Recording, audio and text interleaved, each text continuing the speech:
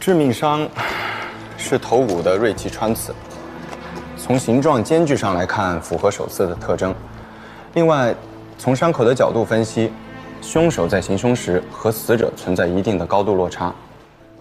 头顶上发现了大量的点状痕迹，怀疑是用力不足多次击打形成。如果死者就是这个丁有才，会不会是劫车了？现场那堆衣物中确实没有发现现金和手机之类的东西啊。那可能嫌疑人是搭乘出租车的乘客，杀人劫财劫车，然后再找个地儿把尸体埋了。丁有才的车属于公司的，离职之后就把车还给公司了。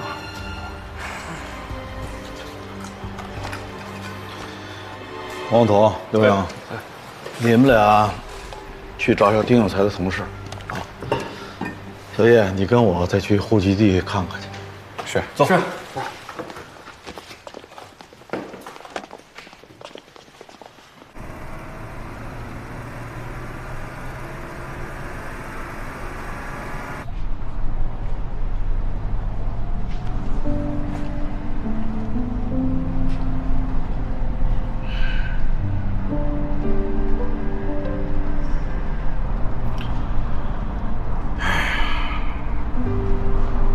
怎么了，师傅？有事儿？我记得你说过，你的朋友能从国外弄到 AD 的新药。你把老爷子的病历给我。要是麻烦就算了吧。确实麻烦。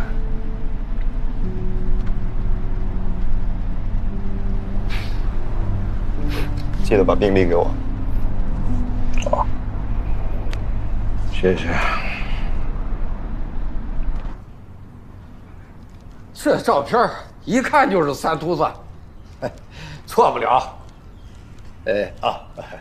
丁有才，外号叫三秃子。年轻的时候啊，头发就少。他这是出啥事了？村子里，哎呦，好几年都没有他的消息了。那麻烦您详细的跟我们说说丁有才的情况。哎，好。这个丁有才，我给你倒杯水啊。游手好闲，好吃懒做，整天的还喜欢耍个牌。我们村子很久以前就拆迁了，他家也有2个小楼，可是都被他败光了。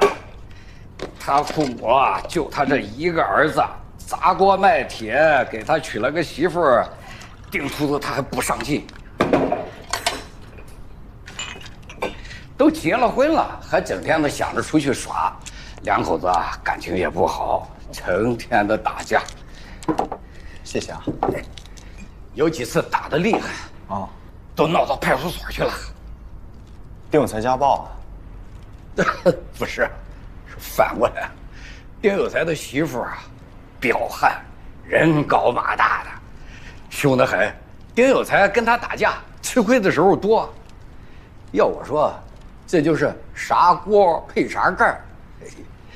不过折腾的久了也消停了。除了这事儿，他媳妇还是不错的。给丁有才生了个儿子，还给2个老人送了终。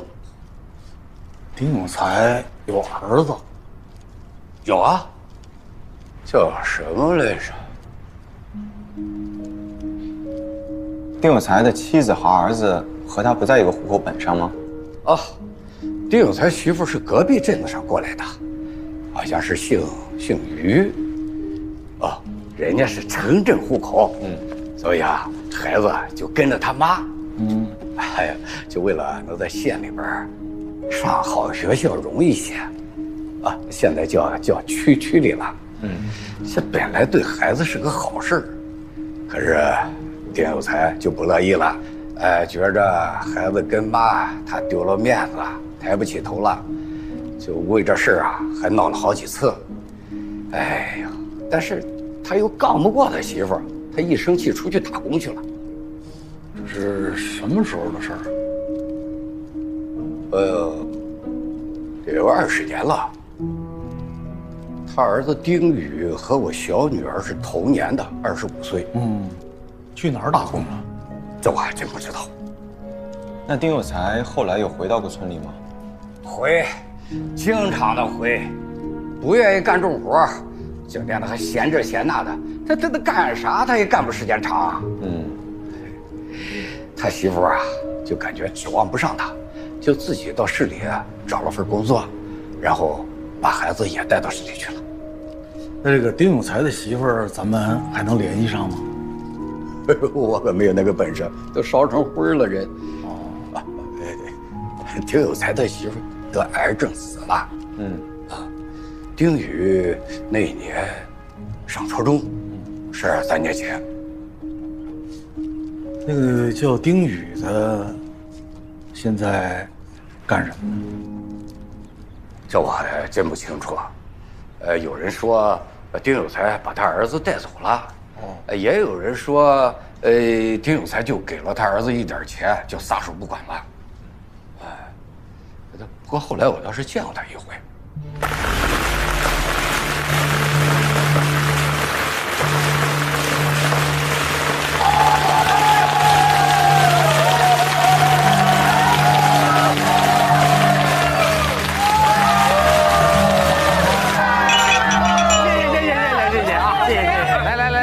谢谢大家啊！哎，招待不都吃好喝好啊！招待不都吃好喝好啊！哎，吃好喝好，吃好吃好啊！哎，好好好好。走，吃好喝好，吃好喝好啊！哎，这个丁有才又再婚了啊，大概是10年还是9年前，丁有才，领了个女人回到村子里边摆酒。他也没找我开结婚证明，也不知道领证没领证。然后呢？后来他就带着丁宇走了。这个丁宇啊，学习成绩不好，没考上高中，可能是跟着他爸一块儿出去挣钱去了。那这丁有才带回来摆酒的女人，现在什么情况了？哎呀，这个女的看着挺年轻的也不爱说话，看着就感觉比丁宇大不了多少。当时可能也说过叫什么，但是时间太长了，都忘了。谢谢您啊，不客气。有什么事儿我们再来拜访您啊。好，随时过。回见。哎，好。这个我们就还拿走。哎，好，回见。哎，慢走啊。哎，回吧。哎，谢谢啊。二位慢走啊。好。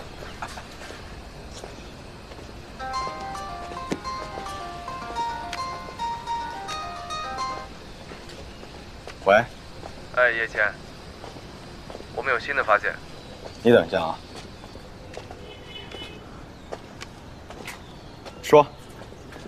这个土壤样本中发现了烧焦的锡箔纸的成分，应该是白事上用的那种纸元宝。凶手杀了人还给被害人烧纸，谁知道呢？这没准儿是图个心安理得吧。好，知道了，先挂了。师傅啊，目前已知丁有才的信息还是太少了，我觉得得从这个丁宇下手。丁宇应该是跟他妈妈在镇上落户了，回头我查一下他的身份信息。你已经把抢劫杀人完全排除掉了？我觉得这是熟人作案，农村讲究落叶归根，所以凶手埋尸时就尽量选择了靠近丁有才家乡的地方。埋尸时烧纸，说明他心中有罪恶愧疚感。至于那个 CD， 我觉得也是故意放进去的，但目前我还没想出来是什么原因。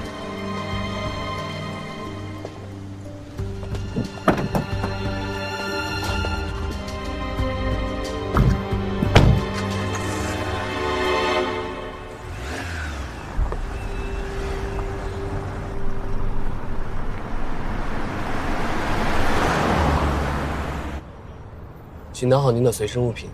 嗯，好。小心车。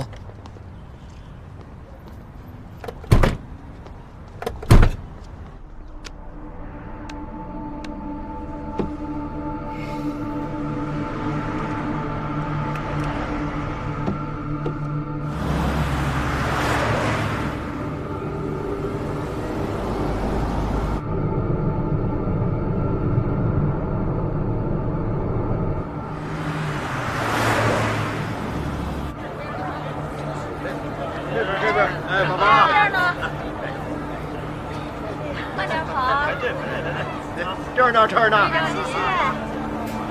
谢谢。在这边。这边。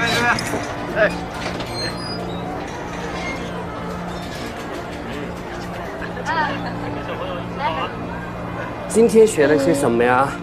想不起来啦？有没有上课不认真啊？没有。真的假的？真的。看上什么啦？喜欢气球。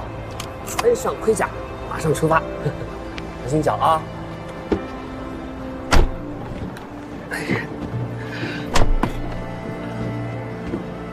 宝宝，开车的时候这气球不安全，爸爸先帮你绑在这儿，回家了再玩，好不好？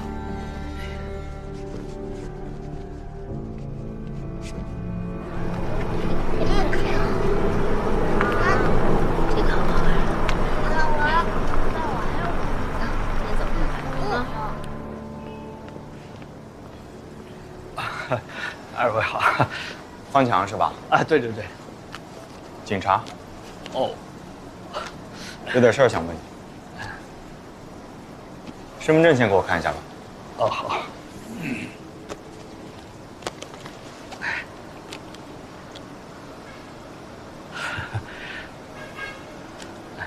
旅行社你开的？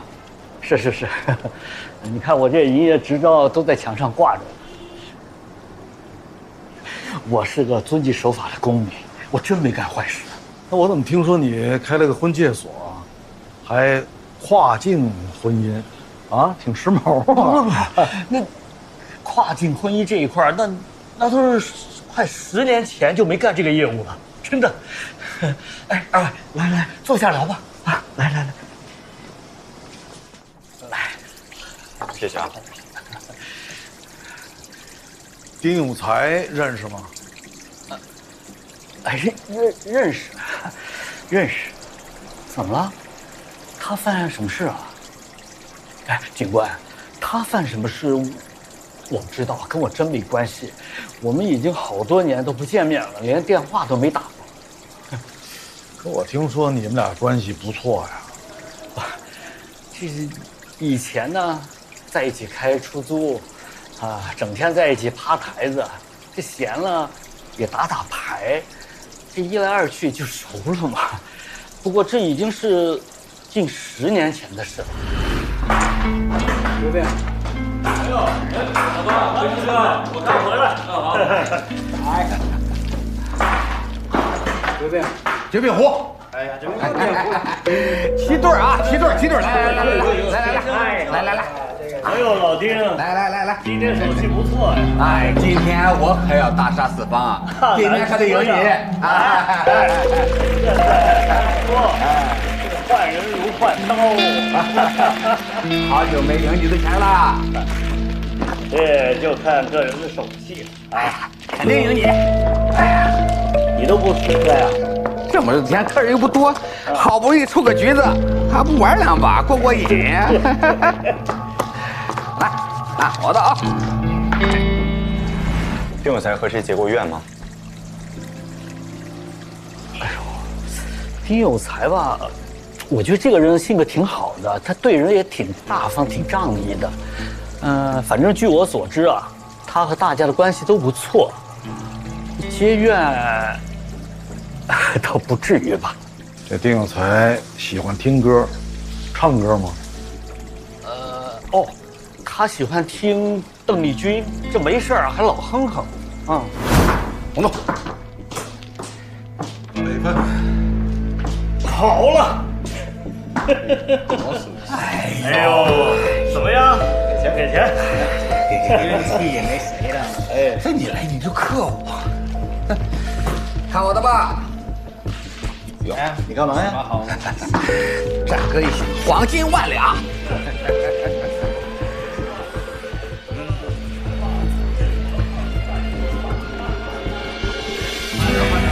来，看我今天怎么大杀四方。丁有才有个儿子，知道吧？知道啊，我还见过几回呢。他们父子俩是老是倒班开车。丁有才让他儿子开出租啊？未成年人无证驾驶啊？不是，丁有才那个儿子吧，长得有点老相，只要不吭声啊，他看上去跟20出头也差不多吧。反正这个开车啊也不难，就是熟练工，多跑几趟他就成了。轮打正，轮打正，先再挂一个，挂 D 档。哎，对，好，来往前，先往前，往这边，哎，出来，到，回轮，哎，好，到，好，慢点，到，对，到，哎，轮回来，回轮，对，到，再到，哎，再到。他们父子关系怎么样？这个青春期的孩子嘛，这个父子俩有时候也吵架。不过呢，我觉得他这个儿子挺懂事的，除了替他爸倒班，他还兼了好像很多的职。那丁有才当时有个女朋友，你认识吗？那个是我帮他介绍的。当时我不是想转行嘛，开出租太辛苦，也赚不了钱。正好呢，一个朋友这方面有路子，我就跟他合伙开了当时那个婚介所，能赚点钱，还积德呢。我听说还是个外籍姑娘是吧？哎呦，你看吧，她光棍一条，又带个半大小子，也挺难的。男人嘛，怎么也得找一个媳妇儿照顾生活，是不是？本来呢，我是想在本地帮他找一个，可是他那个条件吧，不好的他看不上，这好的呢，人家又看不上他，而且他要找一个老实听话的，千万不能像他以前老婆那样的。我当时不是正好在干那个营生嘛，所以就从外面帮他找了一个。哎呀，这警察同志，你看我待会儿还得出去办点事儿，我跟人家约好的，咱们是不是改天再聊啊？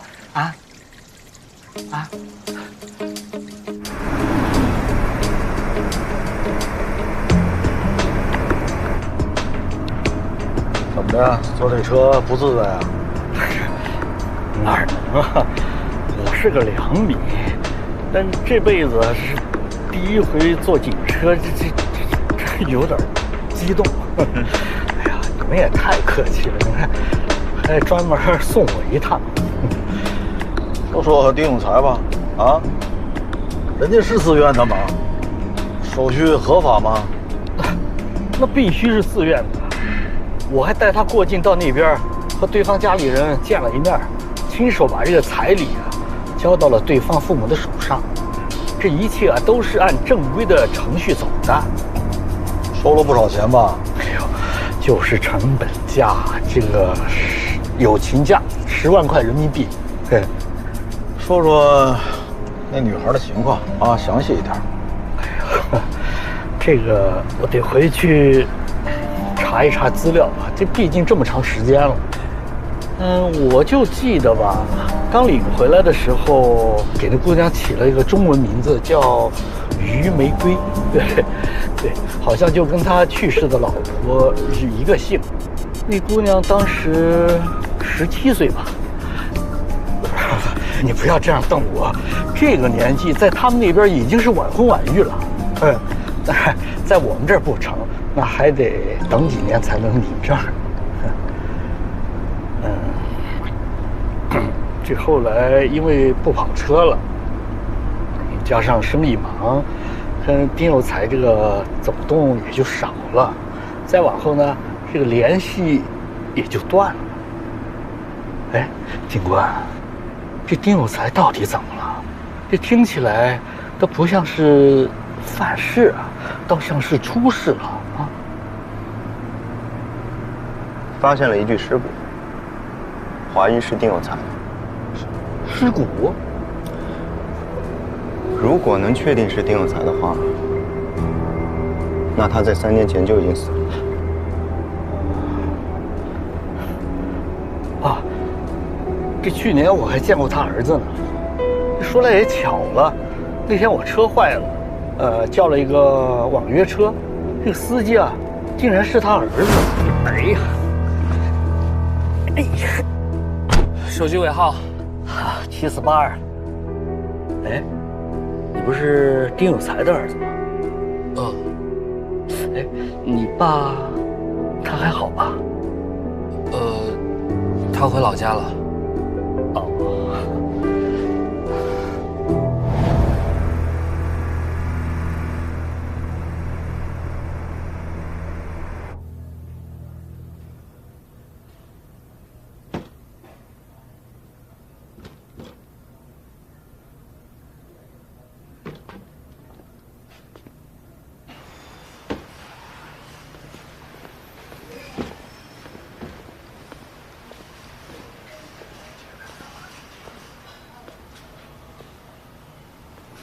使点劲儿，别跟没吃饭一样。带点夜宵。我是在想，以死者这个身高啊，就算是坐着，想造成这个位置的穿刺伤也挺困难。如果是汽车座椅呢？不是已经排除劫车杀人的可能了吗？刚才出租车公司那边来信，说仔细查了当时资料。来办理还车和离职手续的并不是丁有才，而是他的儿子丁宇。丁宇拿着他爸的身份证，说老家有事儿，他爸先回去了，委托他来办理的。那这么说，丁宇的嫌疑很大啊。根据死者颅骨上的伤，如果是在车里，那么他坐的位置应该是副驾驶或者后排的右侧。这丁宇会开车吗？会。还没成年就跟着他爸倒班开出租。哎，丁有才那辆车在哪儿发现的？说不定那就是案发现场。出租公司说，那辆车快到报废年限了，但还没来得及处理，明天就给拖过来。丁宇现在就在本市，玩车司机。已经查到他的住址和联系方式了，师傅这会儿估计已经快到了。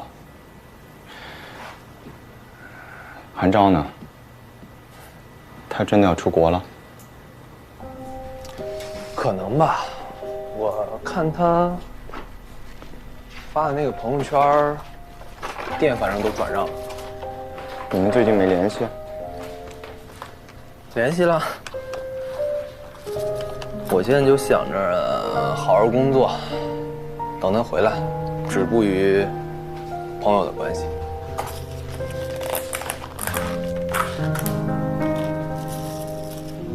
嗯。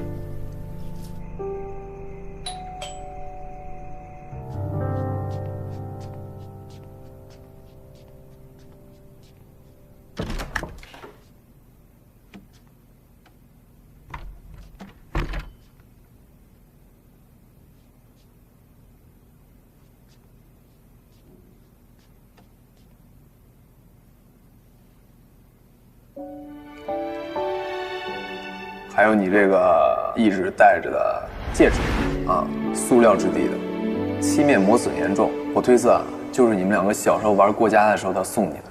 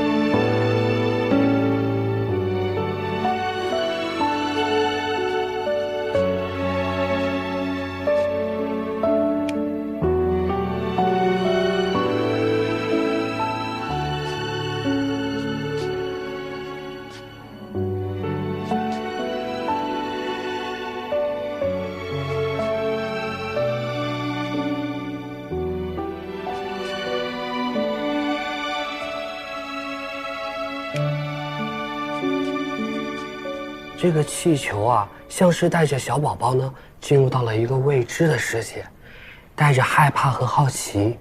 这气球飘啊飘啊飘啊飘，小宝宝就用力地奔跑着，他还没有察觉到，他已经发生改变和成长。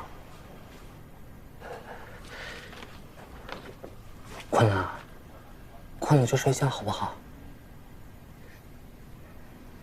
爸爸晚安。晚安。乖。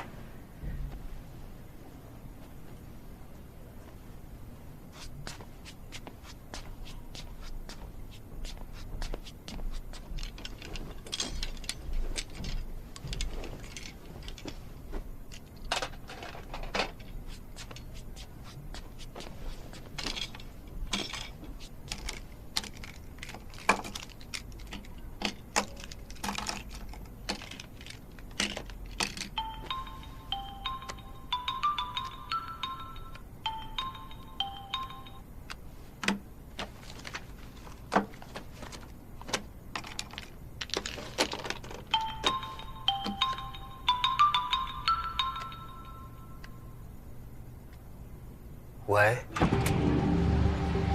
孙宇，我们是刑警队的。刑警，找我有什么事儿吗？知道我们为什么来找你吧？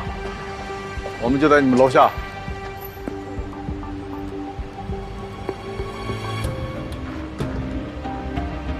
孩子在家呢，刚睡，有什么事儿能不能等明天啊？丁有才。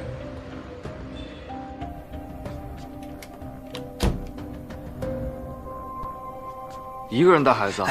麻烦小声点，谢谢，谢谢。孩子妈呢？分了。你们找到我爸了？为什么选那儿？离老家近，他那个人迷信，总是念叨着落叶归根，可惜最后也没睡上棺材。这3更半夜的烧纸，就不怕被别人发现吗？我也怕呀，所以也没敢多烧。你初中毕业的时候，就搬过去跟你爸在一起住，是吧？关系怎么样？就那样。听说经常吵架。我那时候小，不懂事儿。那为什么要杀人？我没有杀人，我爸不是我杀的。我们今天来找你，就是掌握了相关的证据。我说的都是实话，我承认人是我埋的，但不是我杀的。我接到那通电话赶过去的时候，他就已经死了。那你解释一下。什么电话？没出去啊？我刚回来。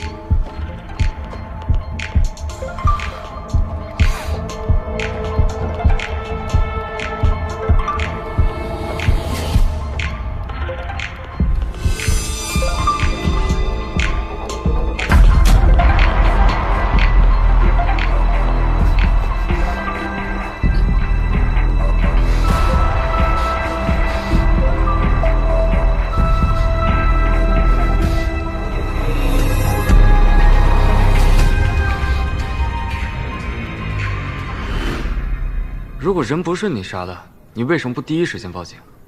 我怕警察怀疑我。你要真的没做亏心事，你有什么好怕的？我跟我爸的关系一直都挺紧张的。我看那电视上还有网上说，只要出了人命案，警察一定会怀疑死者身边的人。你和你爸关系紧张，为什么？他对不起我妈。虽然跟他一块儿过，但心里那个坎儿过不去。那是谁给你打的电话呀？电话和短信都是用我爸的手机，电话没打通，短信就是让我到那个地方去接他，但是不是我爸自己发的，我也不知道。之后呢？之后我就往老家走，半路上买了些纸钱、纸元宝。大晚上你上哪儿买的纸钱和纸元宝？我记得是一家24小时营业的殡葬用品店，好像在一家医院附近。那挖坑用的什么工具啊？铲子。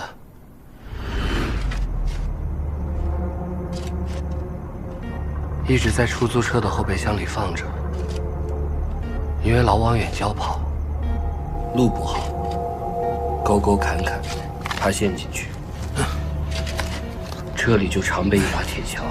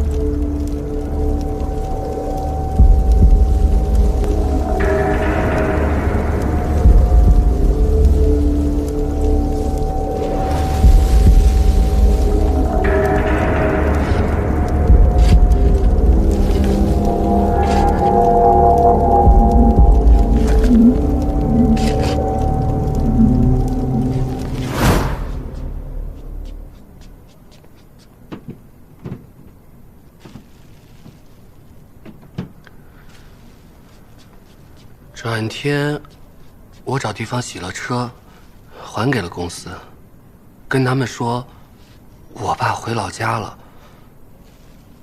这是我爸当时用的手机，号早就注销了，手机留着，本来准备当二手卖了的。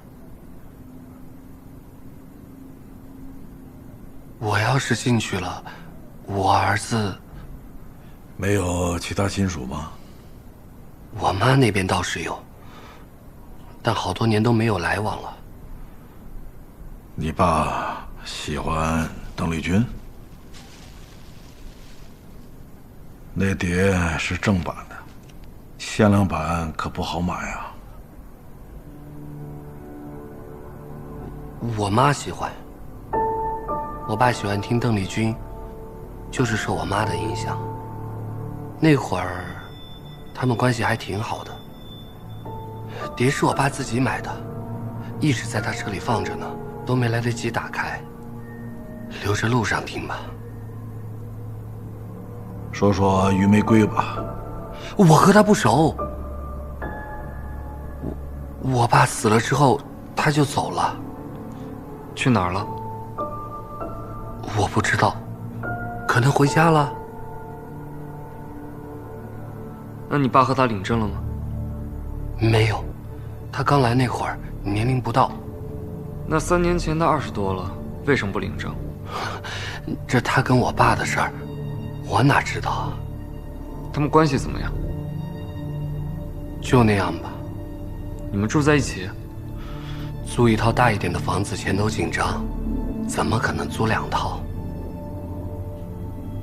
那据你所知，你爸家暴过于玫瑰吗？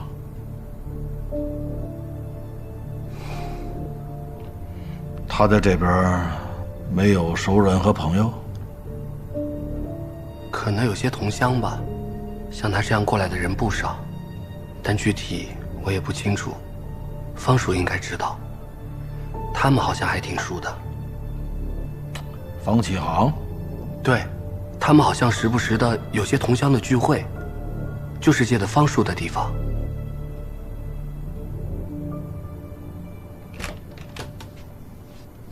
爸爸。哦，找到宝宝啦！来，这2位啊，2位叔叔呢是爸爸的朋友，找爸爸呢谈一些大人之间的事情。那个，宝宝明天还要上幼儿园，我们先进去睡觉，好不好？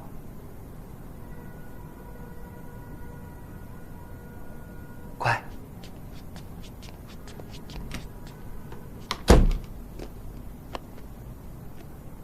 冷队，现在怎么办？你说呢？办理监视。于玫瑰的护照信息、出入境记录，还有方启航的，一切都得细查一下。对，记清楚。好。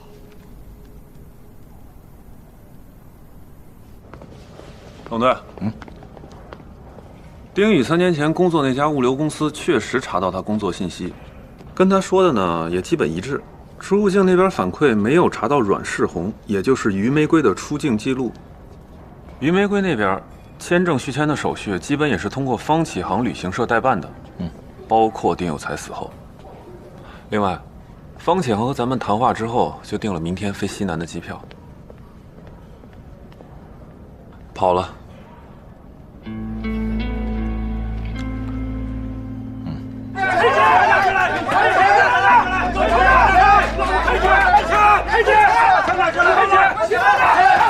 哎，干嘛呀？哎，公安局了！东西放下！来得正好，快把姓方这王八蛋给他抓了，他把我们的钱都骗了。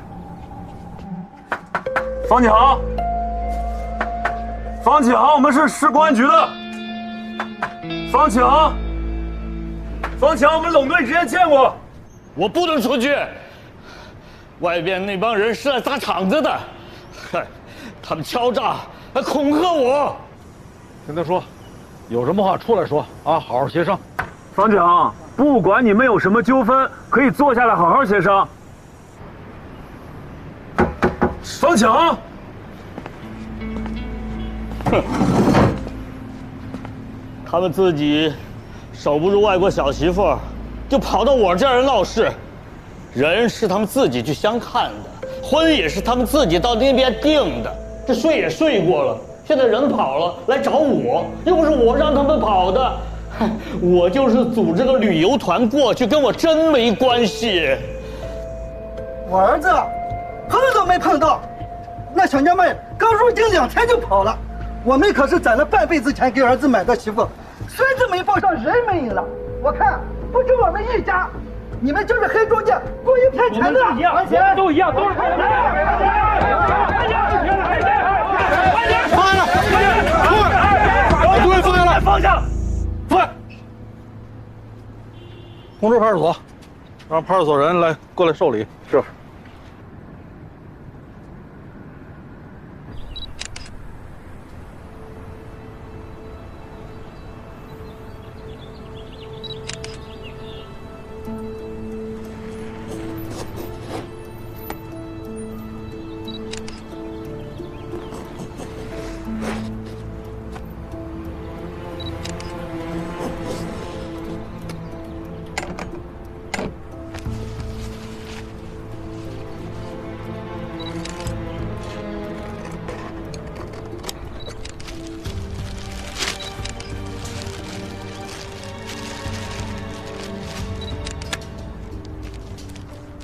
3年了，这车肯定清洗过。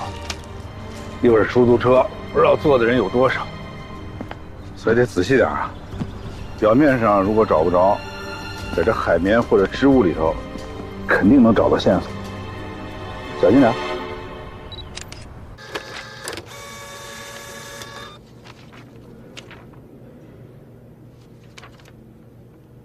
车内被清洗过多次，但后备箱最底层的毛毡垫这些年一直保存得非常完好。我在上面检出了丁有才的 DNA。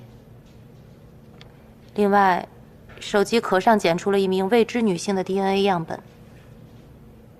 那不属于死者，就属于凶手的。这组 DNA 属于一名未知女性。你这是重操旧业呀，还是一直没断过呀？不是，我这是，哎呀，我这么跟你说吧，我呢真就是开了个旅行社，组个团儿，出境啊到那边玩几天，出去的时间呢都由那边的地接管，地接安排他们干什么，我也不知道。那些受害者好像不是这么说的呀。哎，你别听他们瞎掰啊！什么受害者呀？这都是成年人了。这个白纸黑字的合同啊，那是写的清清楚楚的。那你收钱怎么回事啊？大头呢都给那边地接了，我就收个团费，至多就有那么一点差价。哎，你们不知道啊，有的同行那真叫不地道，缺了大德了。你说没钱吧，他说不要紧，他让人家到他们关系户开的那个钱庄去借那个高利贷。哎，你看我跟他们比啊，我真是良心企业啊！而且我的所有流程、我的手续全都是合法的。那你为什么着急非西南啊？还不是那帮人天天阴魂不散吗？行了，说点正经的吧。于玫瑰的情况你清楚吧？你说丁有才那个小媳妇啊？我不是说了吗？我得回去查查资料。哎，我怎么听说他跟你挺熟的呀？啊？他的一些活动聚会可都去你那儿啊？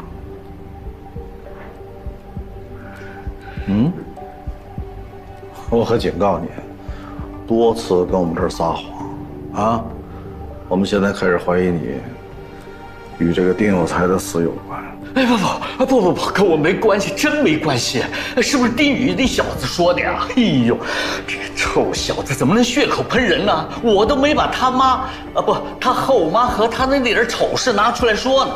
丁宇和于玫瑰，有一次啊，他们借我办公室聚会，我正好临时有事回去拿点东西，就看见这两人在车里。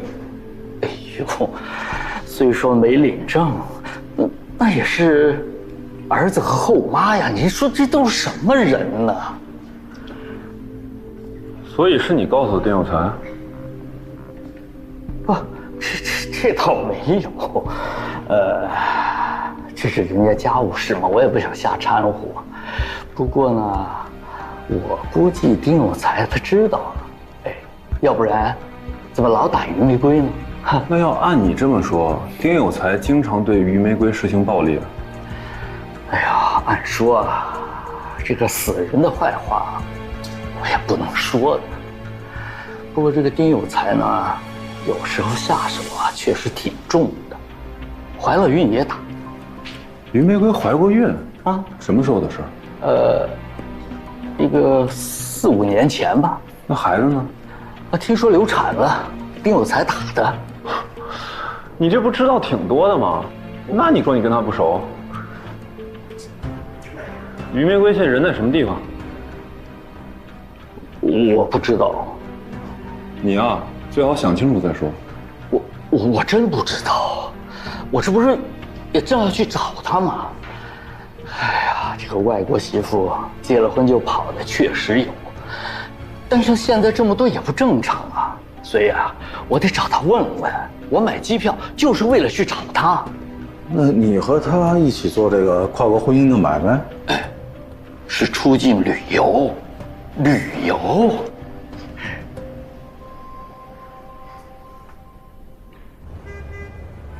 孩子的母亲叫于玫瑰。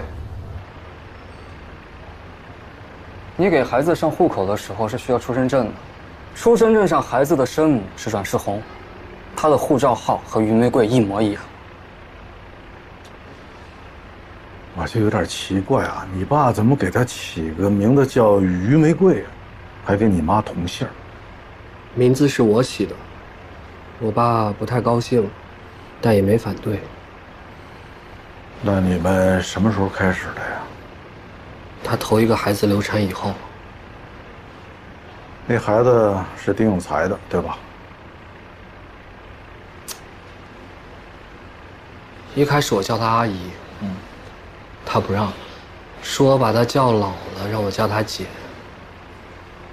我那会儿确实是想把她当成后妈来着，可是她太年轻了，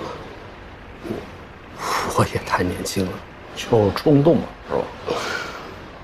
本来我们只是相互有些好感，有时候多说几句话，我爸就会发火，他不敢冲我来，就会拿他出气。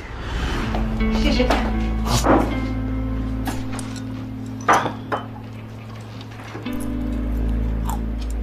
你看它好不好吃？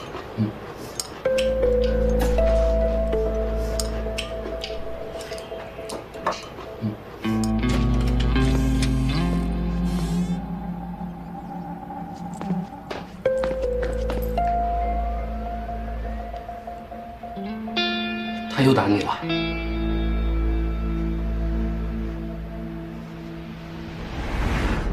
你没有尝试过保护他吗？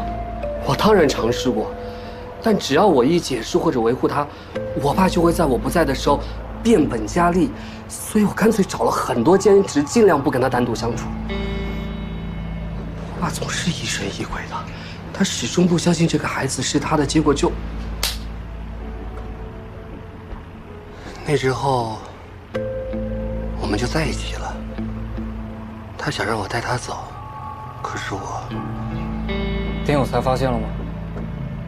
说实话，我也不知道，至少他没有在我面前提起过。可能玫瑰也对我有些失望吧。那段时间，他和我爸的关系缓和了不少，可谁知道没过多久，我爸就出事了。在事发后，于玫瑰有什么异常举动？我也不知道。我发现我爸以后给他打过电话，没打通。那你第一时间没有报警，你怀疑凶手就是于玫瑰，对吧？我实话告诉你，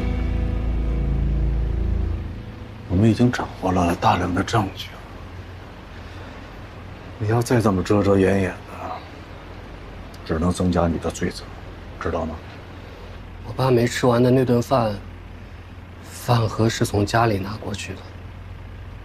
那道菜是他们家乡的味道，其他人做不出来。我收拾完那些，回到家，他的行李就不见了，电话也关机了。我也不知道该怎么面对他。我想着，走了就走了吧。没想到有一天，他又回来了。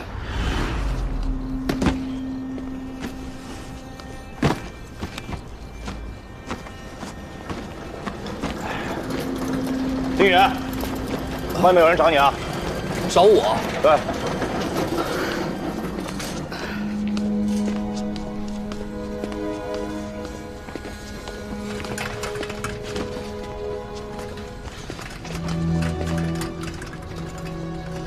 玫瑰姐，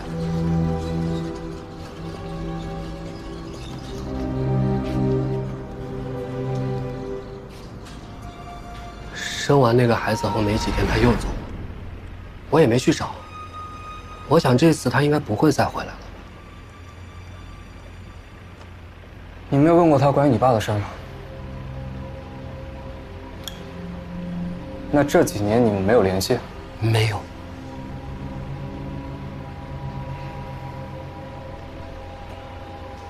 你一个人带一个孩子可真不容易，没想着再找一个？再找一个？是这样的，我那时候年纪小，没能保护得了我妈。长大了，我也没能保护得了她。而我爸，我也对不起我爸。我不是个什么靠得住的人，就别祸害人家了。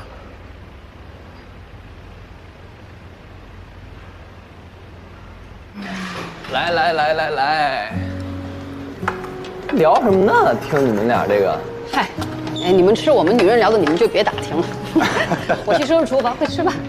来，吃吧。婶儿怎么回事？感觉这么开心呢？瞎乐呵呗，哪有什么呀？唉，问你们个事儿啊。有没有发现小甜甜最近神神秘秘的？出任务呗。啥任务？你想知道？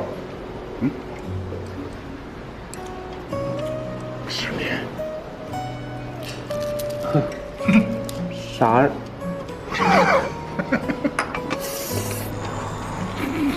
都玩神秘是吧？行。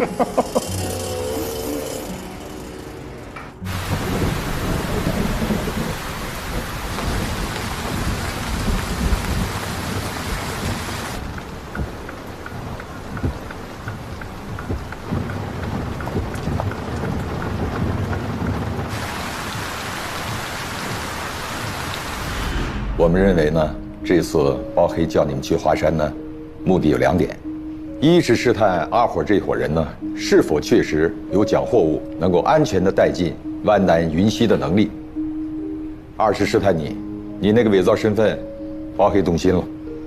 最近一直有人在打探你的背景，相关人员我们已经在陆续掌握了。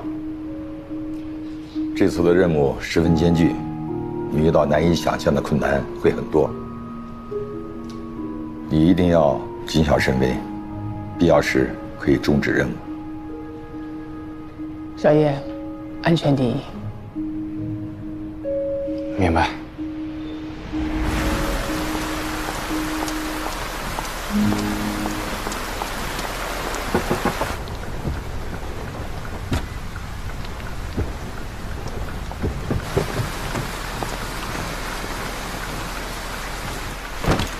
别给你车弄湿了。没事儿。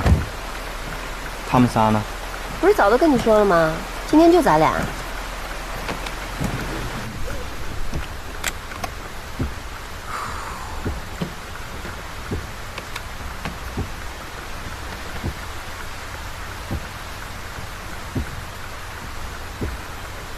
怎么走？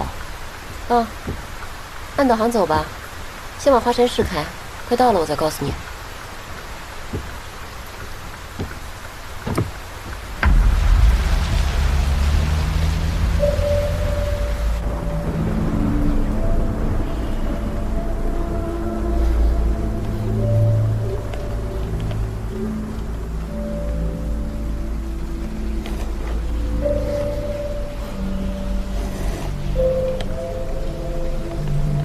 这鲍黑非得让他俩单独去华山，没好事。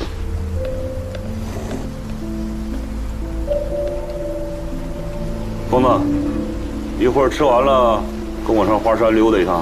啊，那就摆明了告诉鲍黑，咱们不信任他，后面的事儿就没法做了。青姐的意思啊，鲍黑这把主要是想试试叶谦的斤两。既然他对叶谦感兴趣，那应该不至于遇到什么危险吧，是吧？出不了大事，正好啊，趁现在盯梢的不在，抓紧时间办咱们的，啊。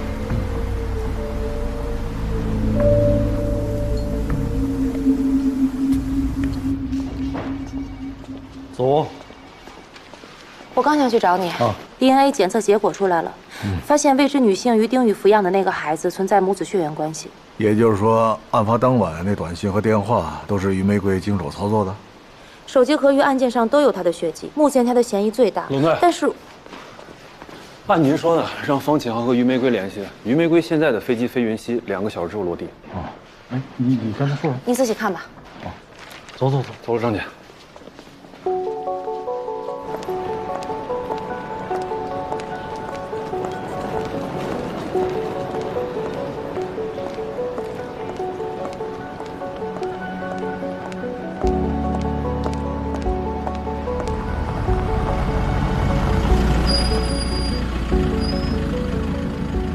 冷队，请注意，于玫瑰现在正从2号门出去。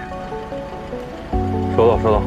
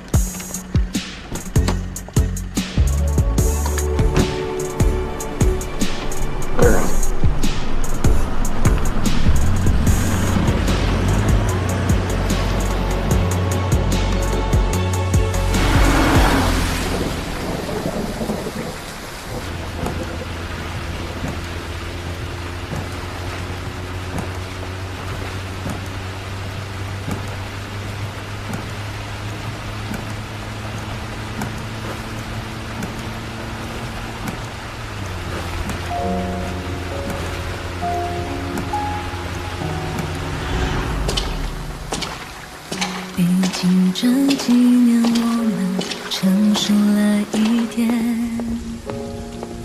再回望旧时光时有些许的甜。如果时间倒流，那往事可回头，尽全力不放手。你说曾经的时刻灼伤了你我，尽管故事没结果，诺言被打破，那所谓的快乐趁痛苦没着落，曾经对与错都会渐渐剥落。我好想知道后来哪里是你的落点，暂断了想说的话竟然会无言。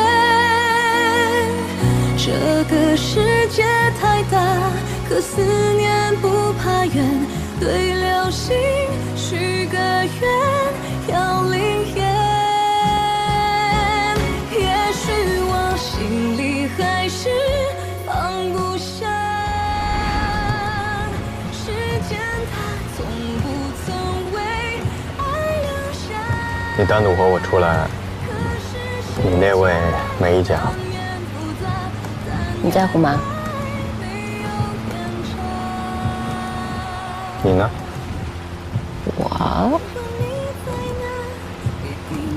我谁也不在乎。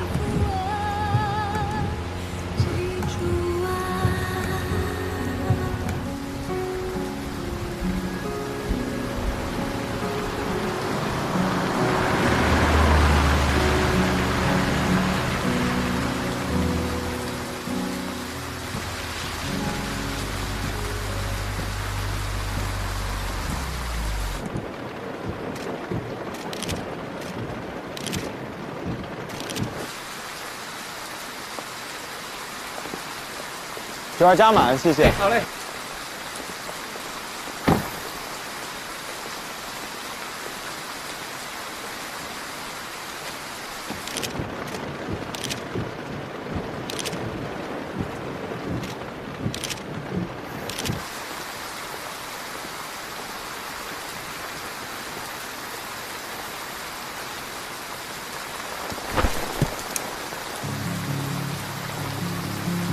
走吧。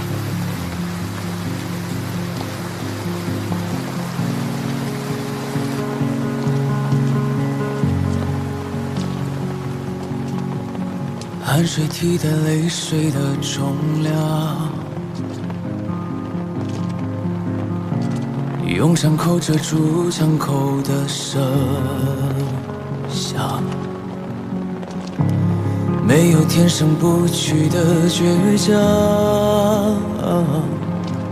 只因总有人赶在前方挡下风浪。当每一次不平凡变得习以为常，只为将肩上徽章擦亮，就像黑夜中暗涌的光，汇聚成你的模样。抬头望，夺目的荣光，像希望伸出了臂膀，披着光，只身也勇往，穿越过命运的战场。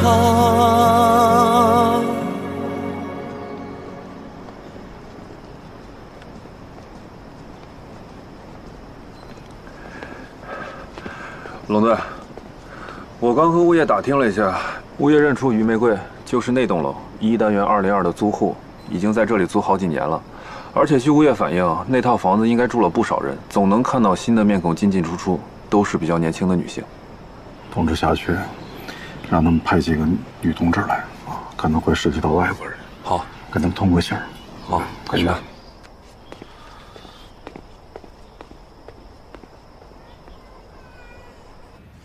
我不是说过了？你来自哪里？你什么时候过来的？不记得了。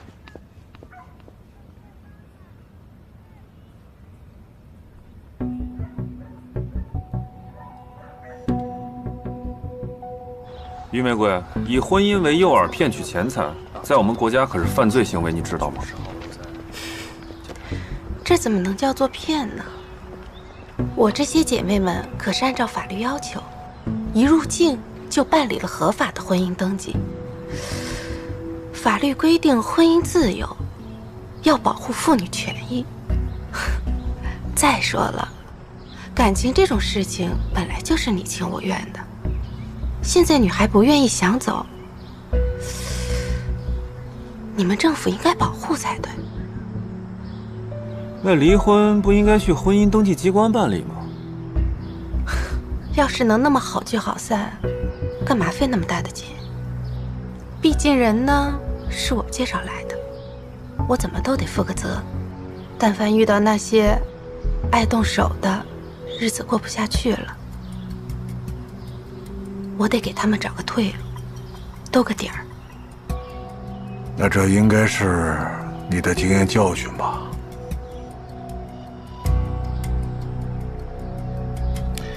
丁有才找到了，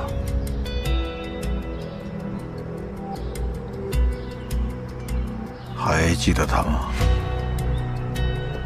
那辆出租车也找到了，这丁宇当年还清洗了这辆车，有些证据靠洗是洗不掉的。不想知道丁一宇说了什么吗？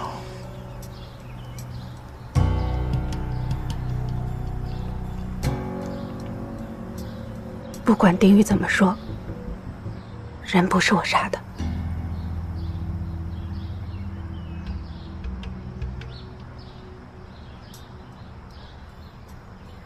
那天是我们几个同乡姐妹聚会的日子，中途收到了丁有才给我打电话，让我去找他。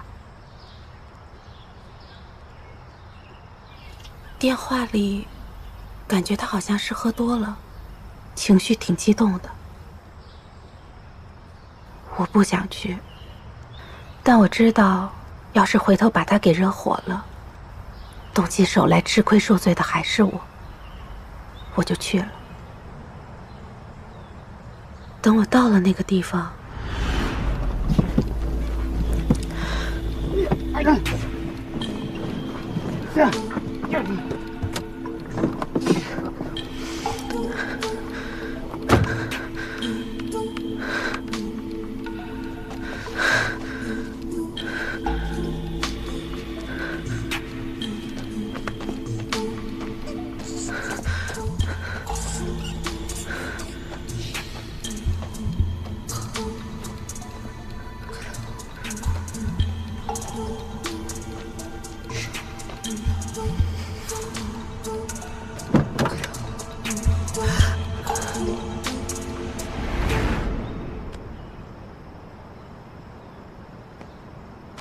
照片我一直没有删，就是想着哪天能够用得上。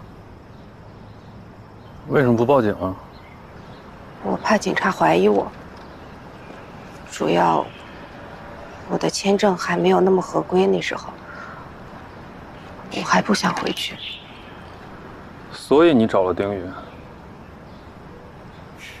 丁宇也怀疑我，但他不会报警。我知道，我用丁有才的手机给他打了个电话。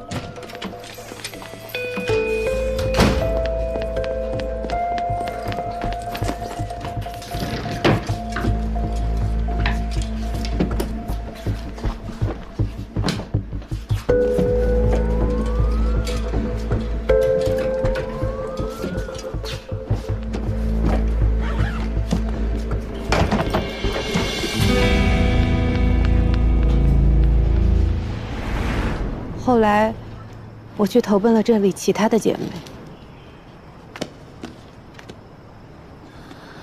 那这个照片，之前见过这个人吗？那天晚上，光线太暗了，而且我太紧张，没有看清。就凭一张照片，并不能排除你的嫌疑，加上你有杀死丁有才的动机，真不是我。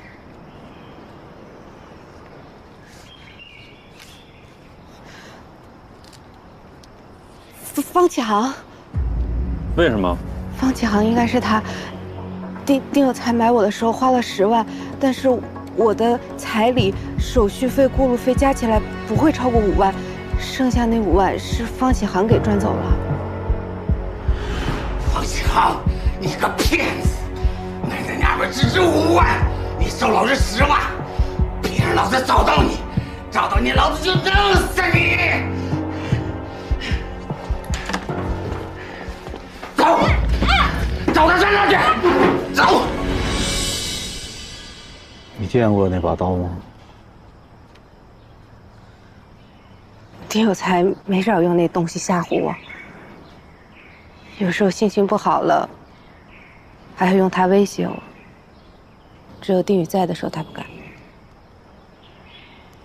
你碰过丁有才的尸体吗？丁有才怕我跑了，随时会把我的护照、居留证放在他身上。那天晚上，我去拿的时候，因为害怕，还被他拉链把手给划破了。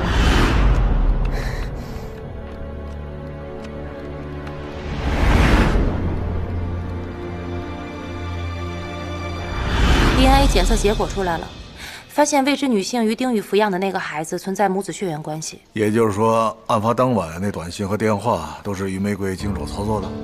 手机壳与案件上都有她的血迹，目前她的嫌疑最大。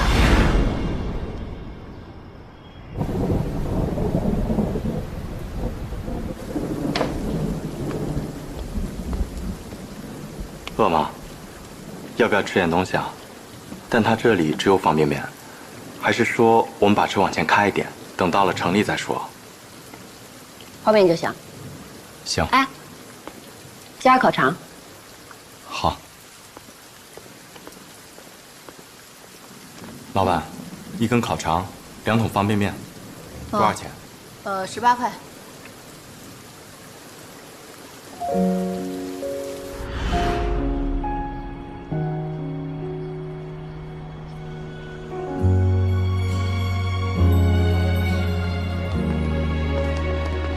老板，我想唱一首歌。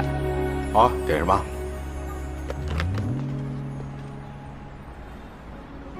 你喜欢什么？毕竟这几年我们成熟了一点，再回望旧时光时，有些许的甜。如果时间倒流，那往事可回头，请全力不放手。你说曾经的时刻灼伤了你我，尽管故事没结果，诺言被打破。我想跟你上同一所大学。我也这么想的。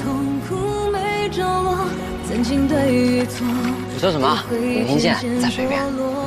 没听见就算了。哎，我听见了。你说你也想对不对？说了。没说。都听见了。我没说。哎，听错了，我没说。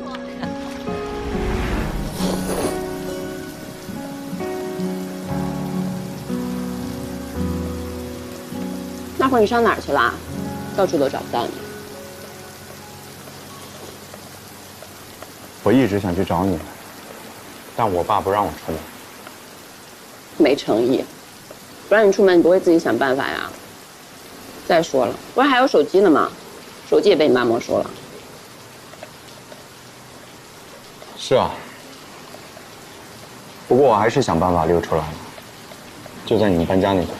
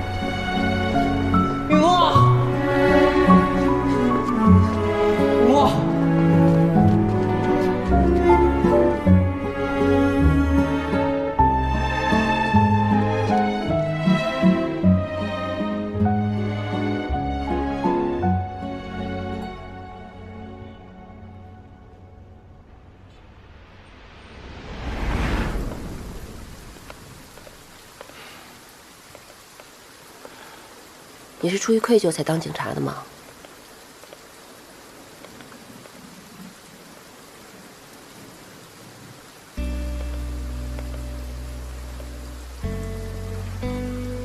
你觉得你有愧于我，想帮我，想保护我，是吗？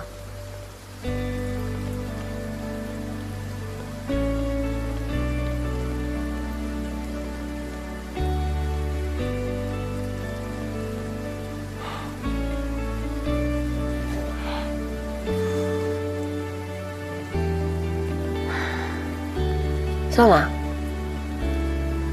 事情都过去那么久了，我都已经放下了，你也放下吧。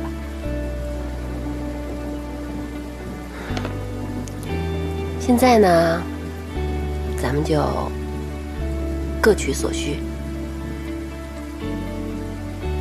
合作愉快。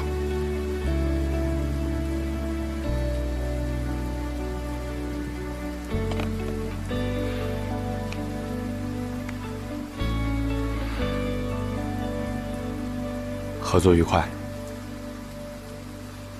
照片我给处理清晰了，于玫瑰怀疑的有些道理。仔细看这个人的身高体型，与方强确实很相似，尤其是他挽袖子这个细节，连高度都和方强差不多。老队，跟通讯公司核实了一下，于玫瑰在案发时段确实接到丁有才的电话，于玫瑰当时和同乡聚会的说法也得到了证实。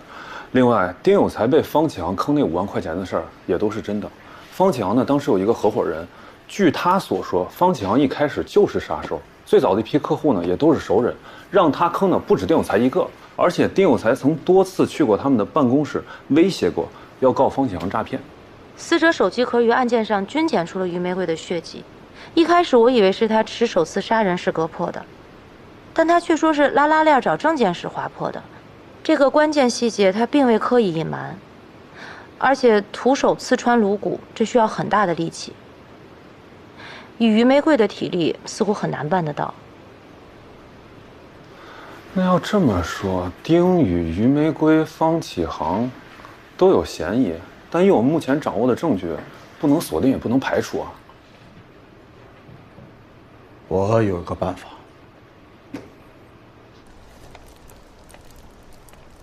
雨停了。嗯。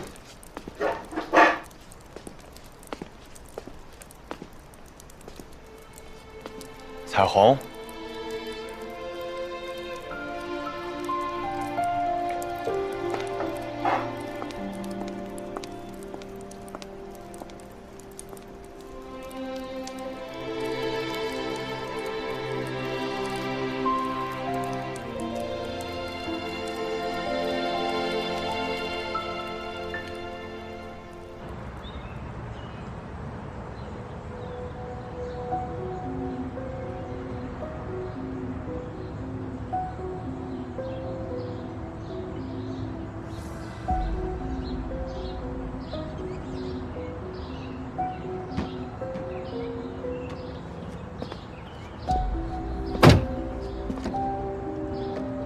1号，首次配合一下，做个实验啊。右后脑，使劲扎，啊。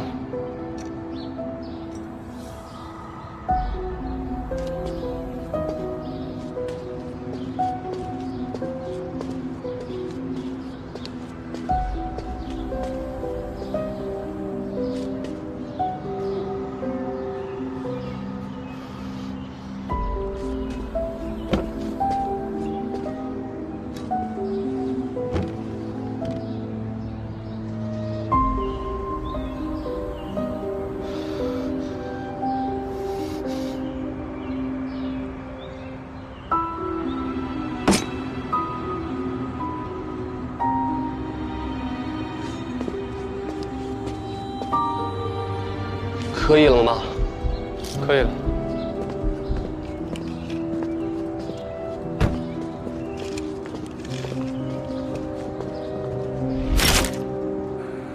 2号，配合一下，做个实验。右后脑，使劲扎。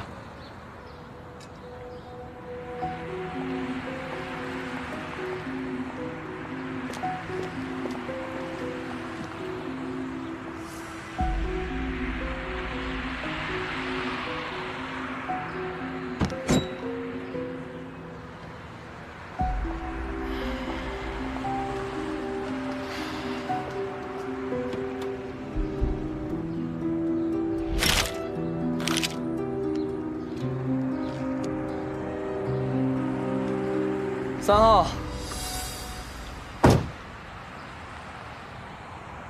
配合一下，做个实验。警官，没这个必要吧？真不是我，这太晦气了。右后脑啊，使劲扎。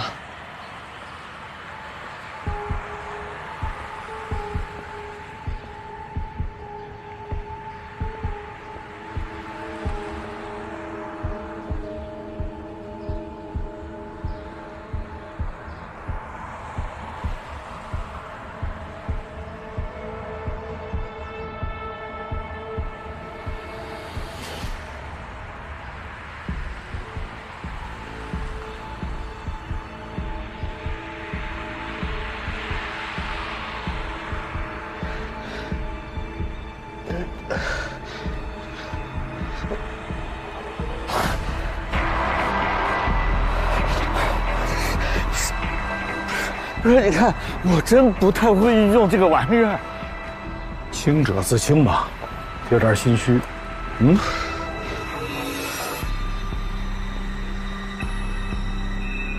你卷尺。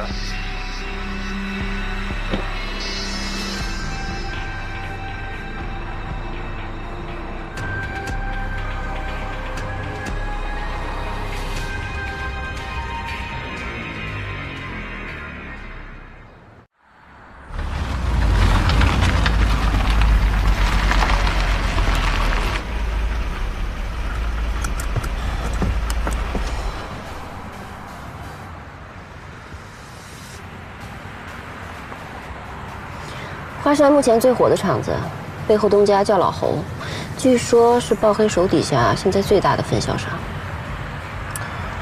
老侯和爆黑不和已经有一段时间了，有消息说，老侯打算金盆洗手，洗白上岸。还有一种说法，说他已经被警方渗透了。哟，做我功课啦？总不能党无准备之仗吧？老侯的手里有爆黑这些年的黑账，爆黑担心，万一老侯真的反水了，那东西落到警察手里，所以让我们来处理。就这么简单？如果这东西对爆黑来说真的这么重要，为什么爆黑要等到今天，还让我们这样的外人沾手？爆黑那边的说法呢是，他暂时还不想跟这个老家伙翻脸。老侯不认识我们，这个事情由我们两个来做，成了呢皆大欢喜，不成对他也没什么损失。有什么线索？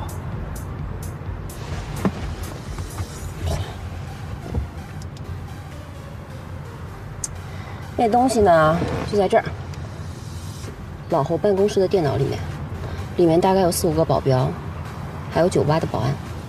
电脑密码呢？你今天的问题太多了。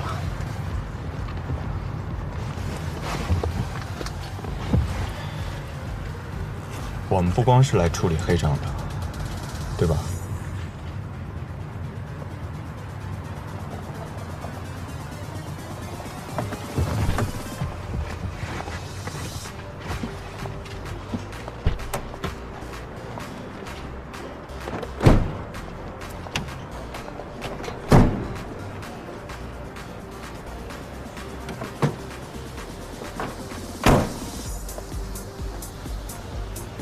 啊，试试。什么呀？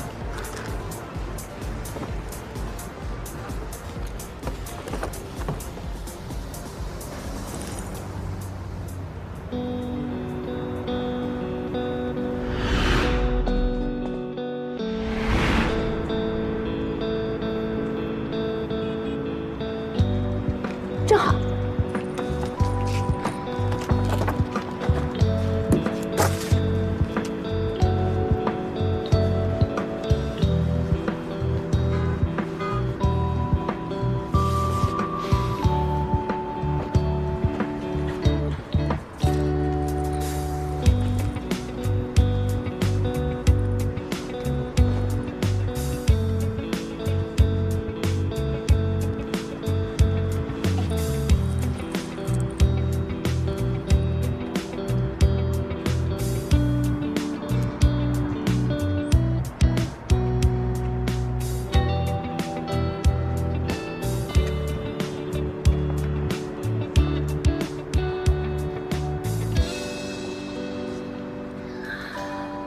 第一次去酒吧呀，这么紧张？确实是第一次。那你一会儿就跟着我就行了，别怕。嗯。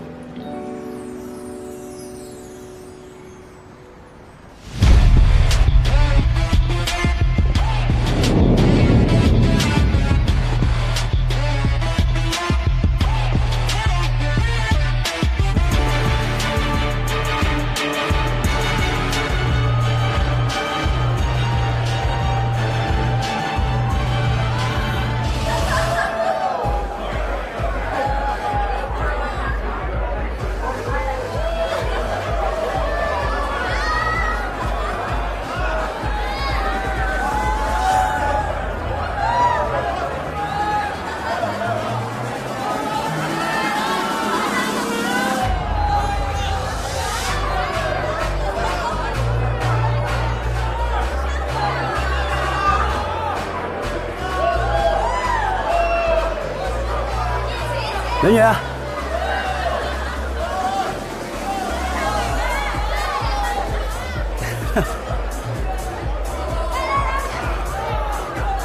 哎，你一会儿别太过了啊。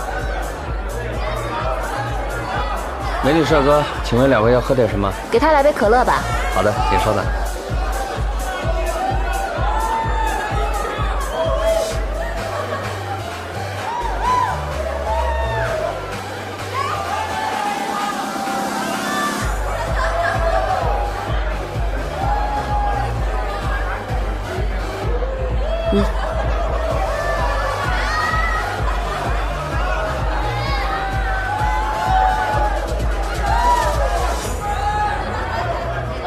就变生了。哎，你口味有点重，特别油腻。受不了啊，非得点酒，这样。你好了没啊？啊，好了好了。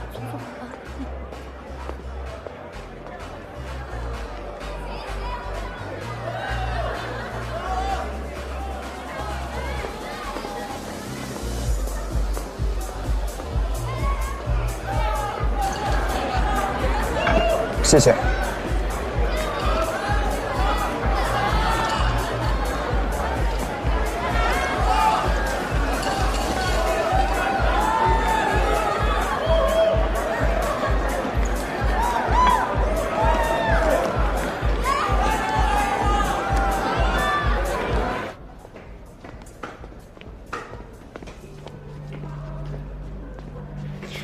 哎呀，你干嘛去啊？两位帅哥，大厅在哪里啊？大厅在那儿。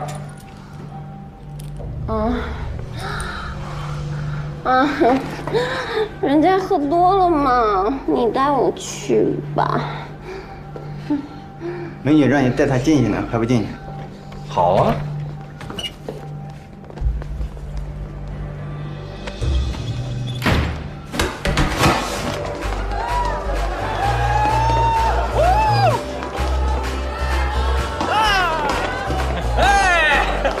瞧点儿，赢了！干啥呢？哎啊，说你呢！瞧，听不见人话了！跟你说话听不见啊！就是，怎么着骂你怎么着？什么意思？怎么着啊？参加人啊！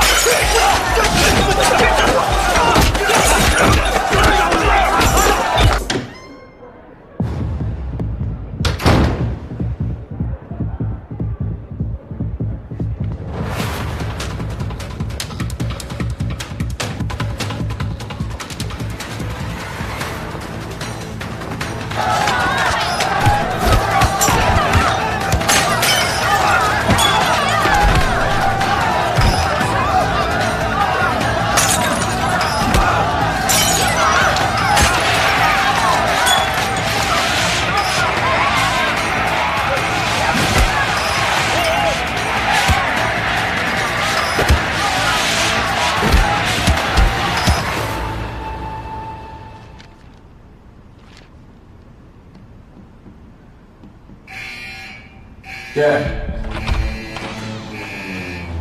大哥，有人闹事，闹事的，哪儿来的？谁的人？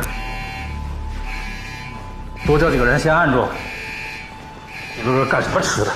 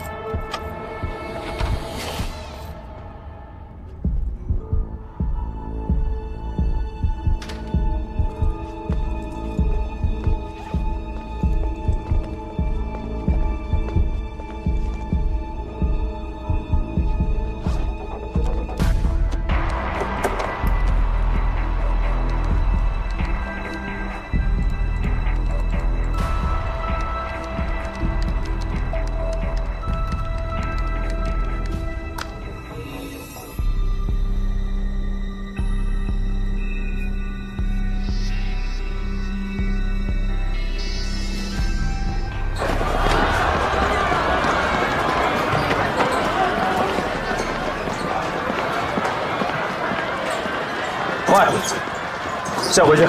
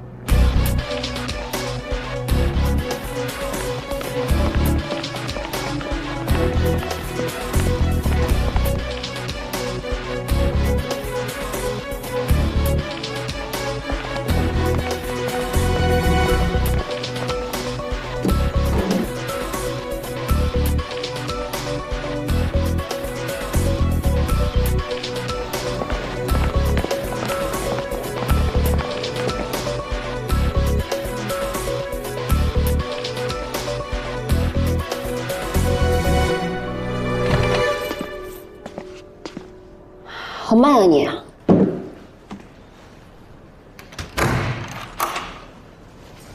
怎么样？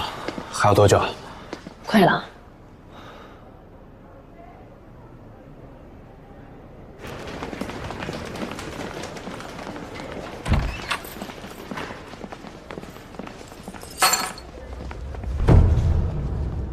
赶紧追！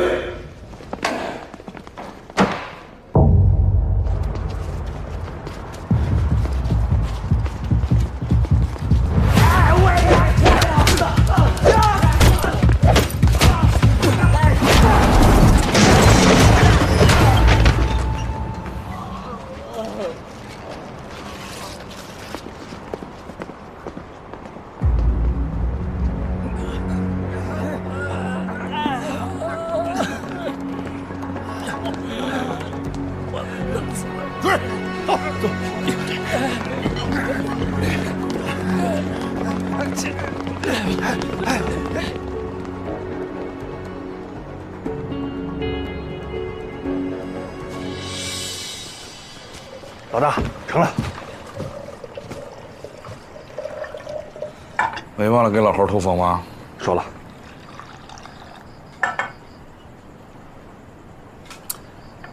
喝来。谢谢老大。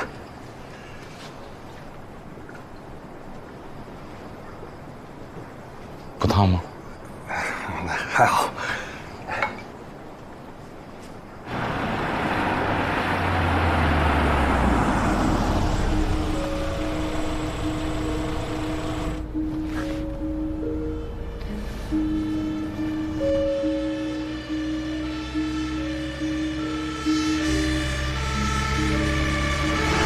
估计是前面出事故堵车了。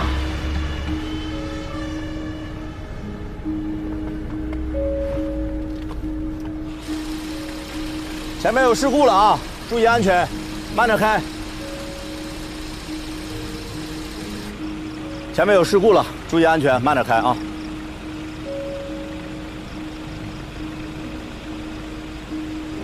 哎，同志，云溪是刑警队的，前面什么情况？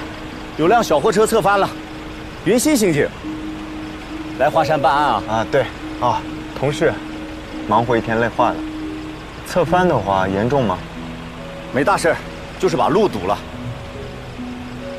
你们辛苦了，这段啊，晚上大车特别多，路上要注意安全啊。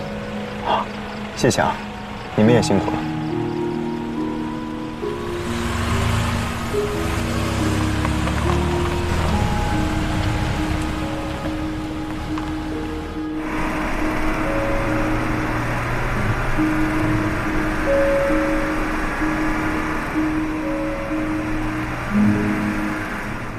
居然敢说我跟你是同事啊！谎话张嘴就来，真是出息了啊！我们现在就在合作啊，说是同事，没问题啊。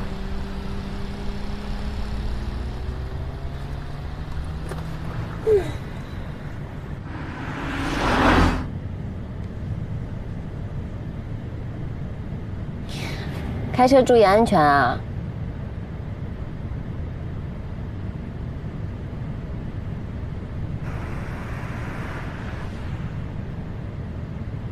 过了收费站就没见那小魏拔了，怎么不跟了？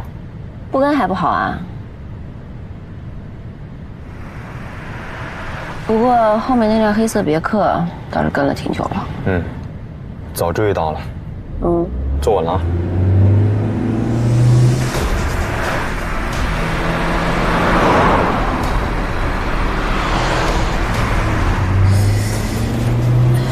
花川的牌子，老侯的人。动作倒是挺快的。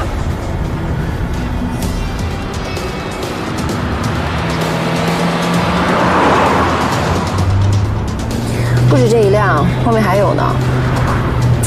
看来爆黑是在给咱们增加难度呢。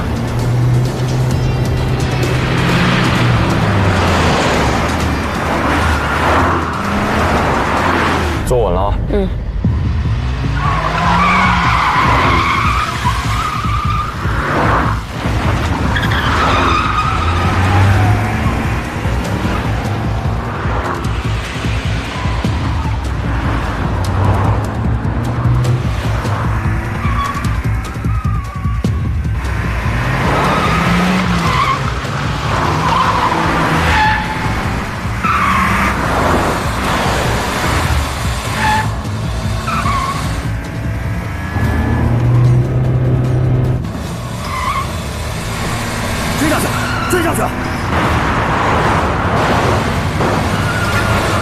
小心啊！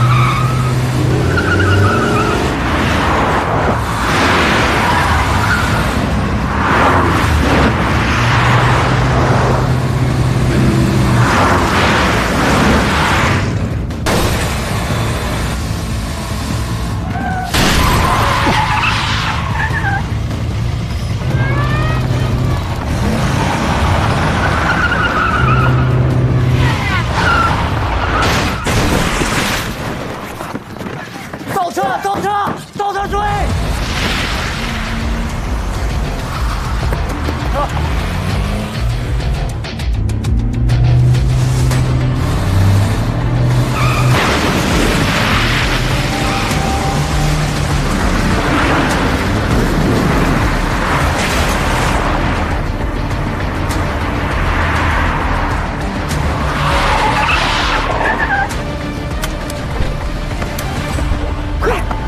走。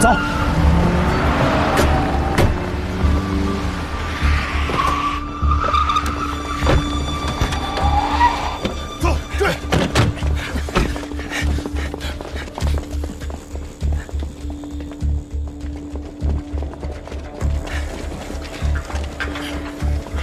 分开着！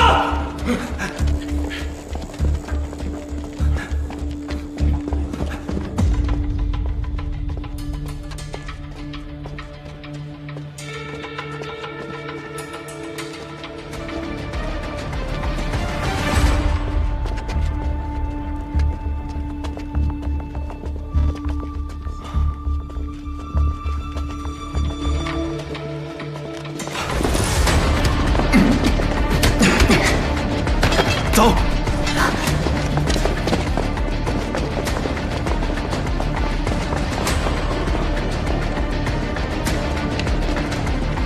追呀！走，追！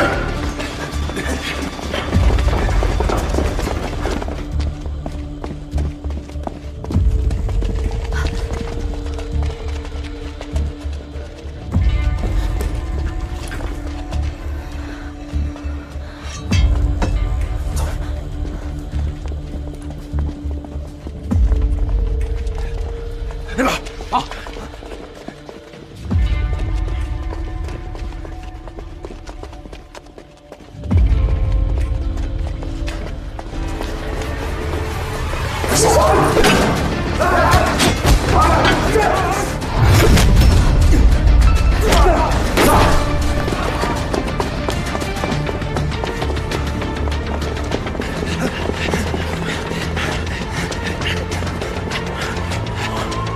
那边。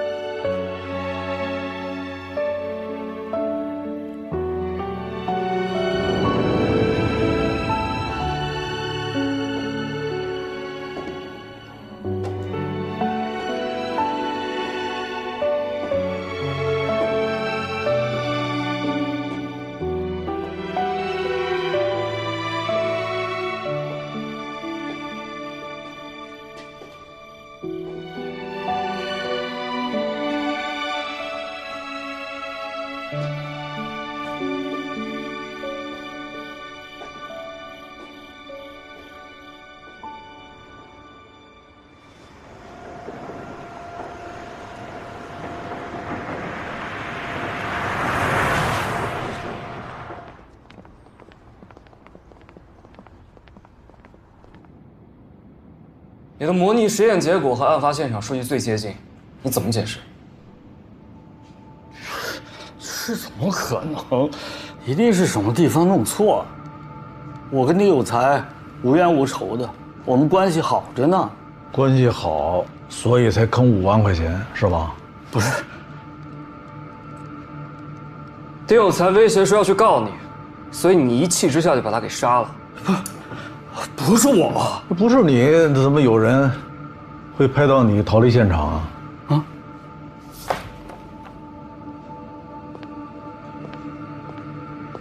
仔细看看。这不可能，不可能！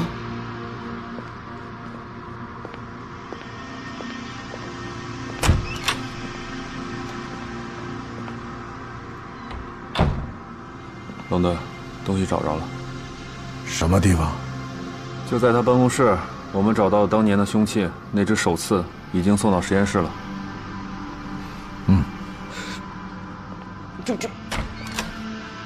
这一定是有人想陷害我！我明明已经扔哪儿了？哎，坦白从宽，现在说还来得及。警察同志，我怕我说了，你们也不相信。其实啊，这就是个意外。那天丁有才让我过去，我本来不想去的。他说有更重要的事情找我，我想了一想，我还是就去。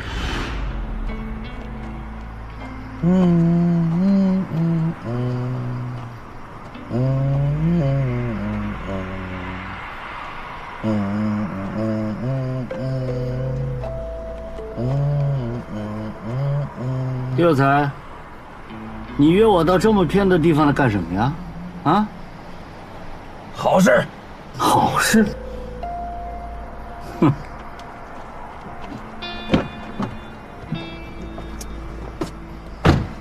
有才，你找我到底什么事儿啊？啊？那天丁有才找你什么事儿？还能有什么事儿？绕来绕去，还不是就为了那5万块钱的事情？告诉我说他那小媳妇啊，刚查又怀上了，需要照顾，需要钱，让我把这5万块钱还给他。哎呦，您说呀，我也是挣点辛苦费啊，我还帮他找了个老婆，这有点差价，怎么就不行啊？说重点。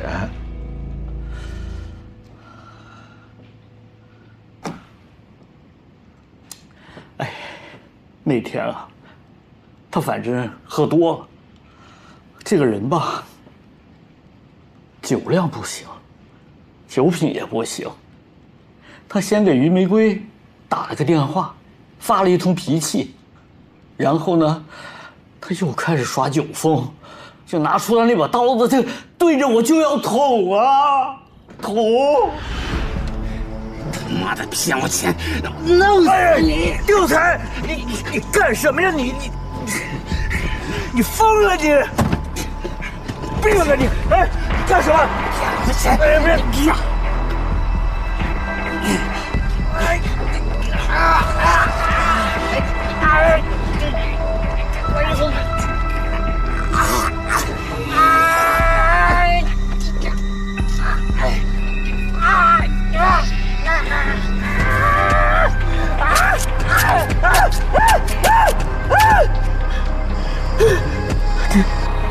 丁三，你相信我呀，我真不是故意的，我也是正当防卫啊。为什么把凶器带走啊？我是看电视法制栏目里边说的，他都留下指纹。扔哪儿了？那玩意儿吧，进去容易，出来难啊！我是费了老大劲儿才把它拔出来，这还弄了我一手呢。我随手啊，就放兜里了。回去的路上，顺手就扔到下水道里了。那具体位置还记得吗？时间长，我给忘了。慢一点，慢点。哎，别慌。来，慢点，慢点，小心点。小心。哎呀，怎么样？有情况吧？没发现。下个点走。拿好东西啊！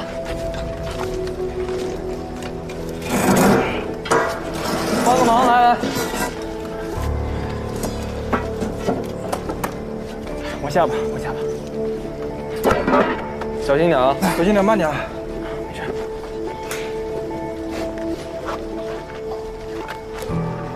慢点，慢点。可以。好。小心点啊！好。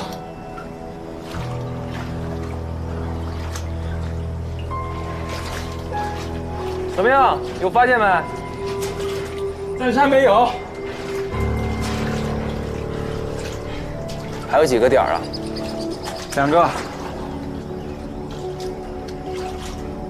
再找不着就得扩大搜索范围了。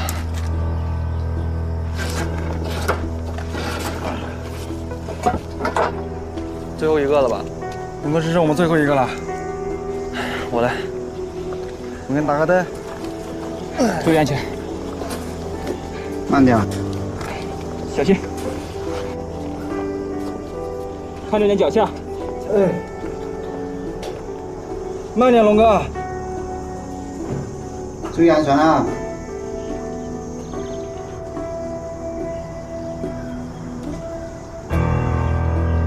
怎么样，龙哥？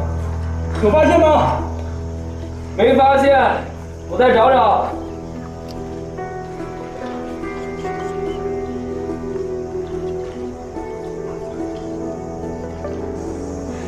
有了！慢点，慢点。来，有，注意脚下。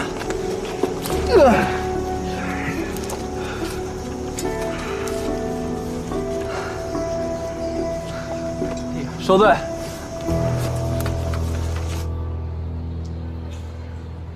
你的情况，检察院会依法酌情处理。谢谢。那他呢？于玫瑰组织非法涉外婚姻中介案，已经交给了相关部门。是否构成诈骗、窝藏等罪，会由相关部门调查完成的。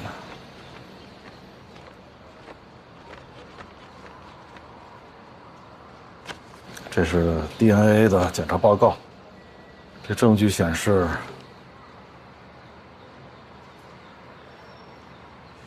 看来你已经清楚了。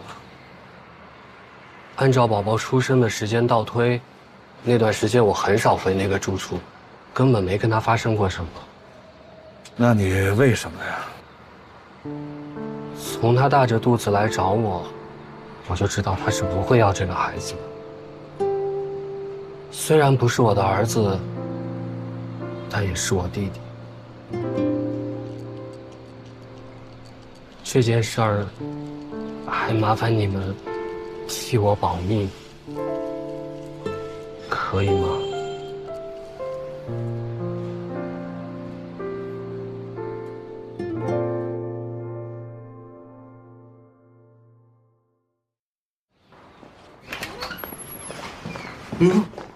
怎么回事？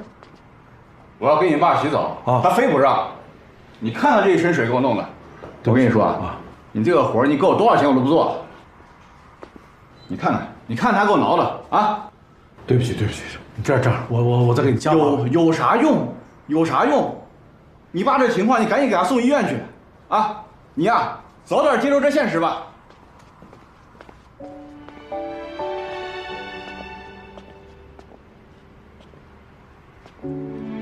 老爷子，是怎么回事？这是啊？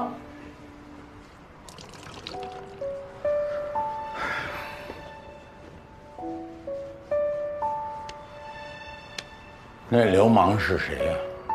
是我给您找的护工，照顾您的。你是谁呀？我是您儿子，您是我爹。我儿子啊？不是，我是谁呀？您是我爹，叫冷兴国，我是您儿子，叫冷启明。不对啊，不对，你们为什么在我的家里啊？爸，咱是一家人，所以呢得在一起住。一家人啊。我妈呢？我妈呢？我要见我妈！我求求你，我求求你，我要见我妈呀！你让我妈来！我叫我说，我让我妈来，我叫我妈呀！妈呀！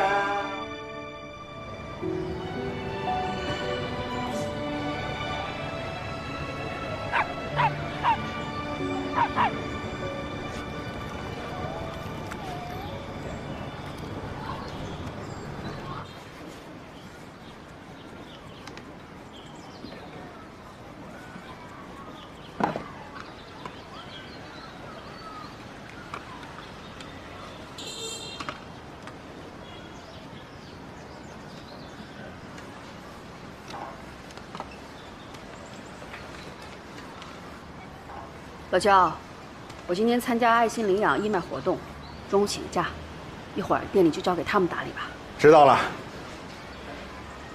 我想明白了，咱还是不领养了。养狗吧，还是得面临生离死别的。以后我就做些东西，参加他们领养机构的义卖。都听你的。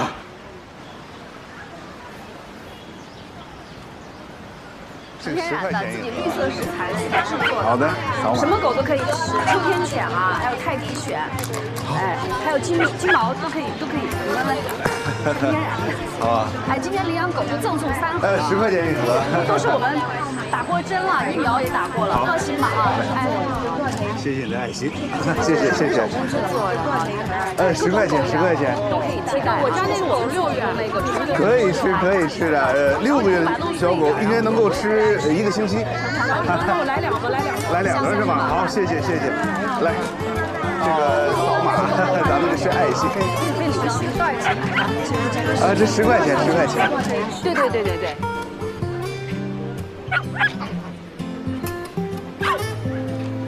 来，小宝贝儿，乖，过来，喝点水，不热吗？来，宝贝儿。姐，这是咱们的领养传单，你要是感兴趣的话，可以看一看。我看您对小狗挺有爱心的。咱们领养条件中最重要的一条就是要把它们当成家人一样，不离不弃。我看您就很符合条件。好，谢谢啊，我们就不领养了。啊，行。时间到了，咱们先回去吧。好。乖，乖。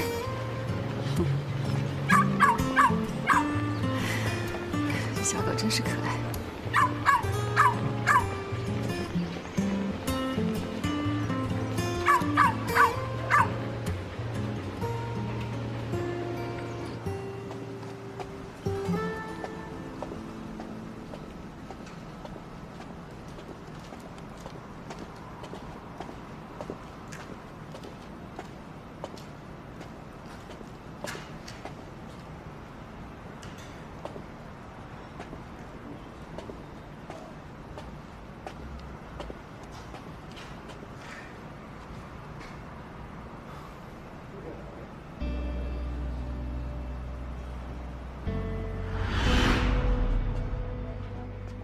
家老爷子你有多照顾啊？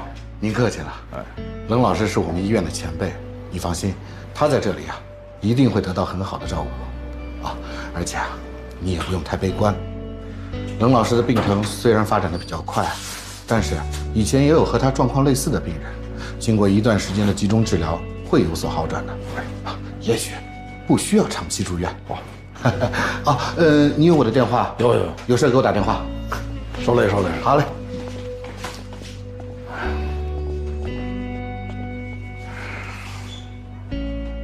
老爷子，那护工都给你找好了啊。那个有什么事儿呢，你就跟他说啊。他解决不了呢，让他去找护士啊。您的这个东西啊，吃的、喝的、保健品啊，都在这个抽屉里头啊。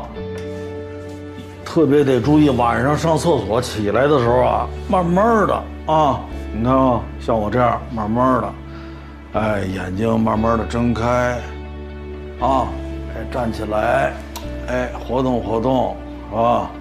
哎，慢慢悠悠的就奔厕所走啊，把盖儿呢给它掀开了，别忘了这事儿啊。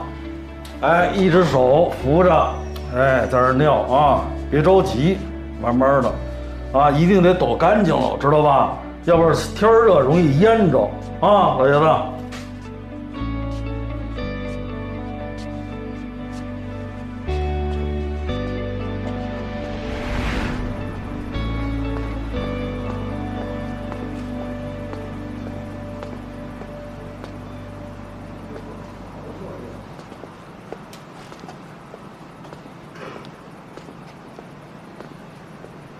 你怎么都不进去啊？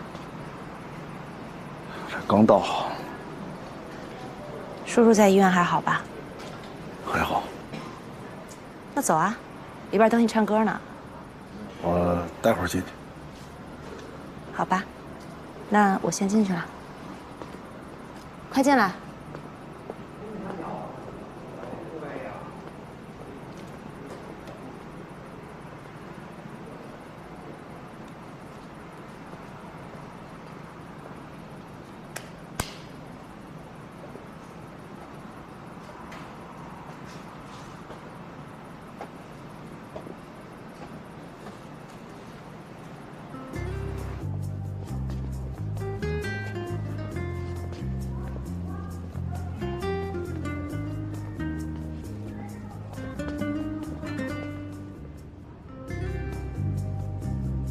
小伙子，你和老冷在一个单位吗？嗯。啊，是正式编制啊？没关系，这个单位就是临时工，他也不是一般人啊。是当地人吧？是。嗯。哎，你还没对象吧？我家小孙女儿研究生毕业，985学校的，刚毕业就到外企工作了。外企现在不行的，还是得有编制才靠得住，是不是？先考虑一下我家的姑娘，中学老师是重点，非班主任，还有寒暑假的。哎呀，你小女儿比这小伙子大好几岁呢，这怎么可以呀？有什么不可以的？又没大了太多，哎，女大3报金砖，多报几个金砖有什么不好的啊？哎呀，好了，跳舞吧，跳舞完了再说啊。来，我们也跳舞。小伙子，还是考虑我家小孙女儿吧。行，研究生毕业。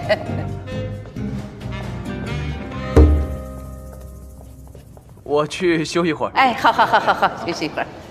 你看是不错，你家女儿比咱小伙子大。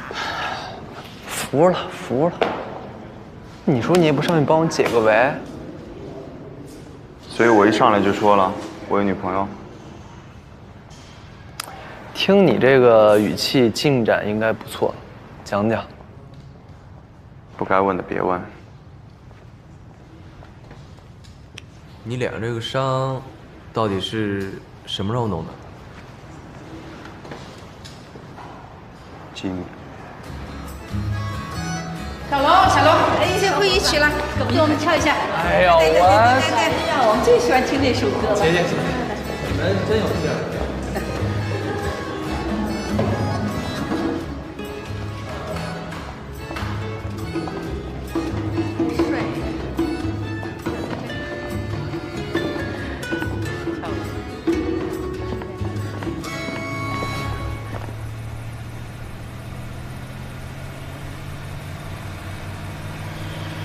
什么鬼呀？他发的这是什么呀？咱们这边都准备好了吧？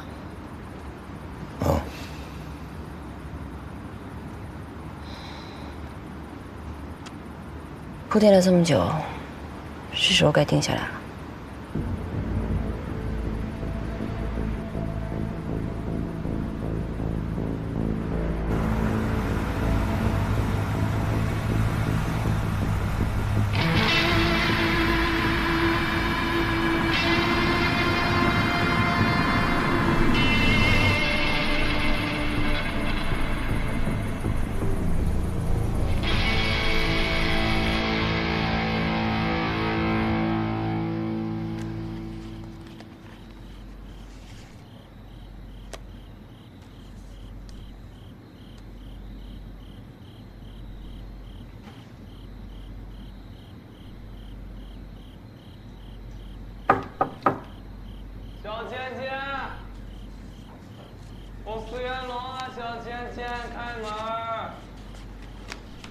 好难受啊！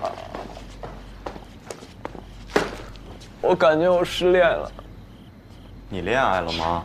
就失恋了？你怎么哪壶不开提哪壶？你就不能安慰安慰我呀？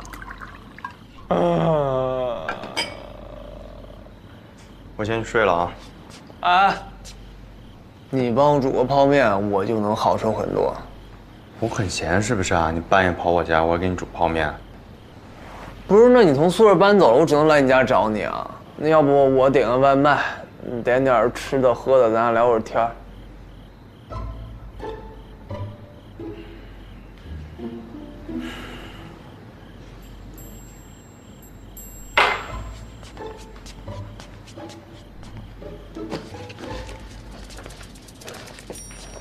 你是煮还是扔啊？扔啊？煮啊？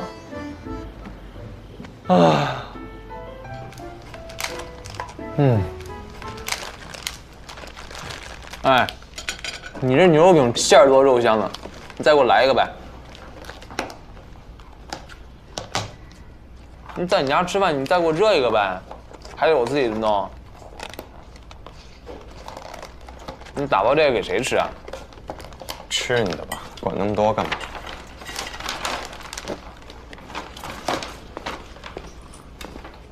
哎，还得自己热。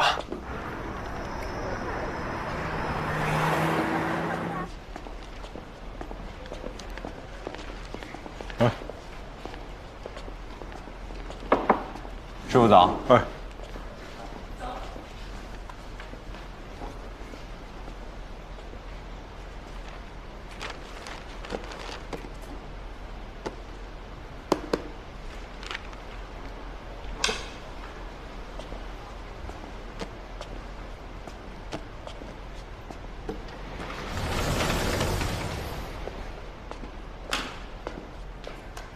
贿赂我？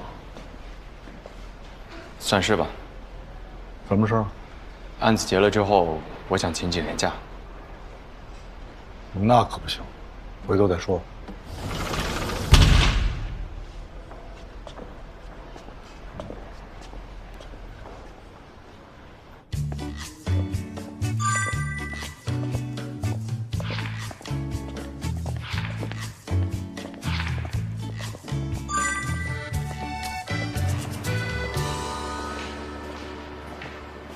爸，你怎么来了？我妈在楼下。我把你妈叫上来啊。哎，我正好今天来出差一天，傍晚就回去。小雨她非要上你那儿去，她说你那儿有意思。行，我知道了啊，你在外注意安全啊。那麻烦你了。咱俩还说什么麻烦？好，你跟你妈说什么呀？啊？说在我这儿有意思，我这是干什么的？啊？是破案的地方，知道吗？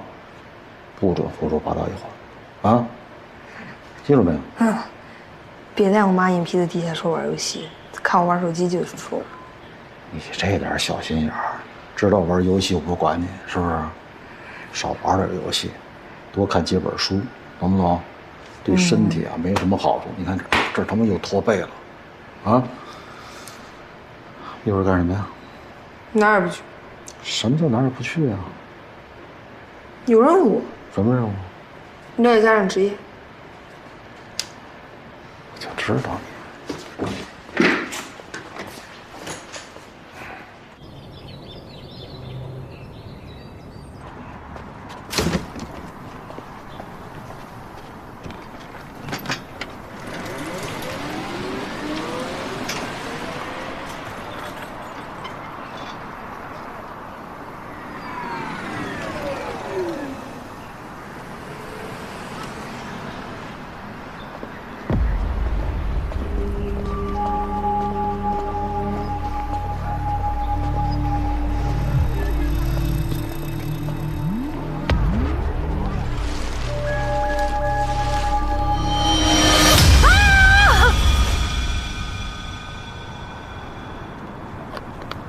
王彤，去帮我把小张叫来。好。雷叔。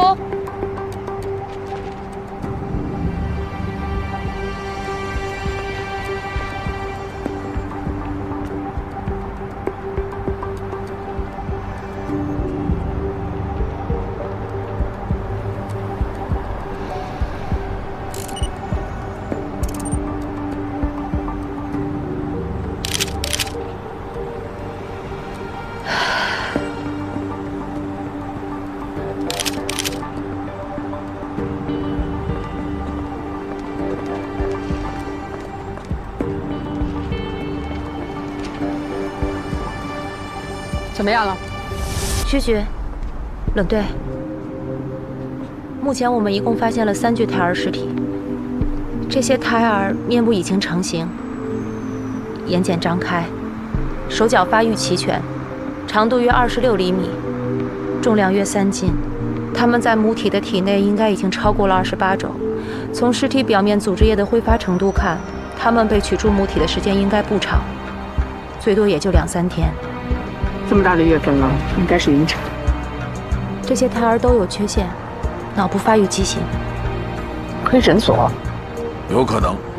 我已经提取了胎儿的组织样本，回去之后我会马上安排实验室检测，看看能不能找到他们的性染色体的提供者。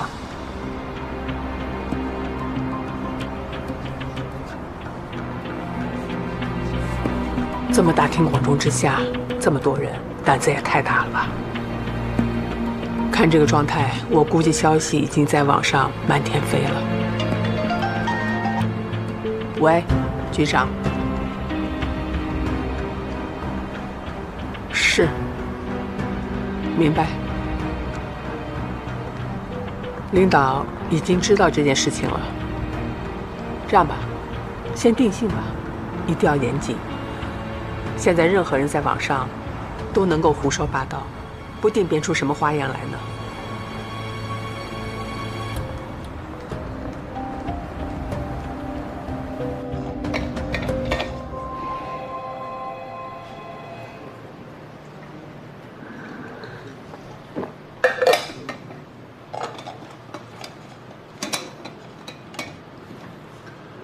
监控显示，这个抛尸者为男性，30岁左右，目测身高较高。1.9米左右，走路有点外八字，然后他上了一辆出租车，已经和这个出租车公司取得了联系。据这个司机说，北方口音，下车地点是国庆东路地铁站北侧，然后就去向不明。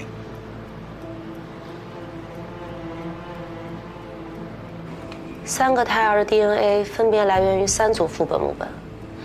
从胎儿的生长发育来看，受精的时间应该也比较趋近，而一般女性的排卵期因人而异，能达到这么精准的时间，应该是服用了促排卵的药物，以及人工干预受精。非法代孕？对，而且我们在胎儿的内脏血液中提取了甲基苯丙胺。病毒。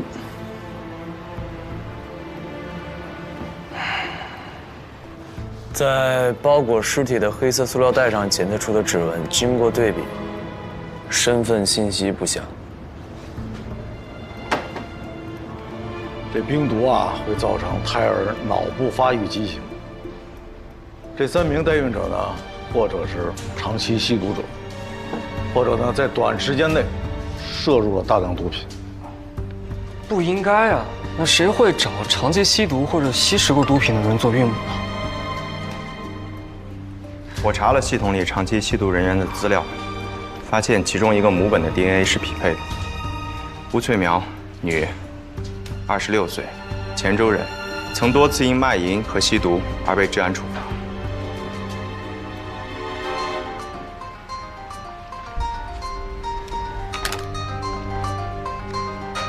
师傅。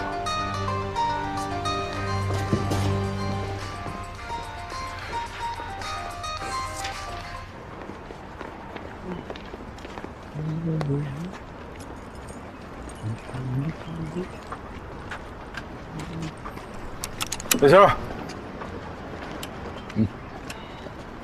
谢师傅。小心点啊。师傅放心。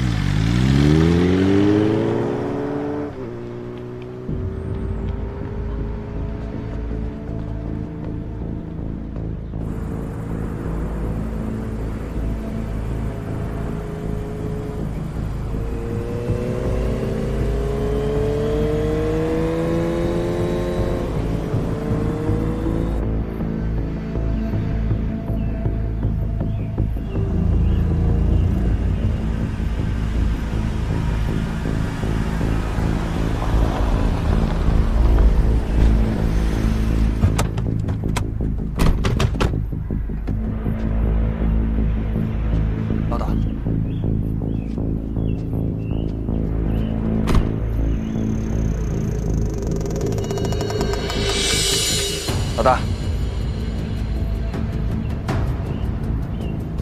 老大，你放心，这周围啊都检查过了，没有异常。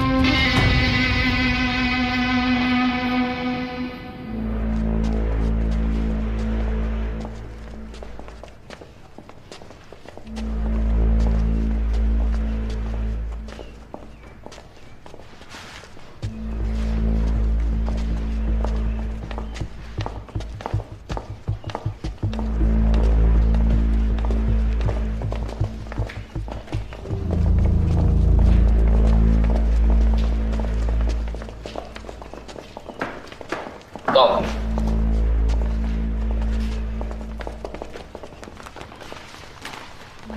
请吧。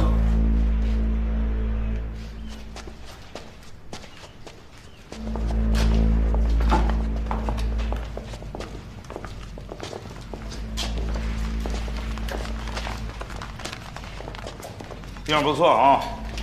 多亏了叶警官的安排。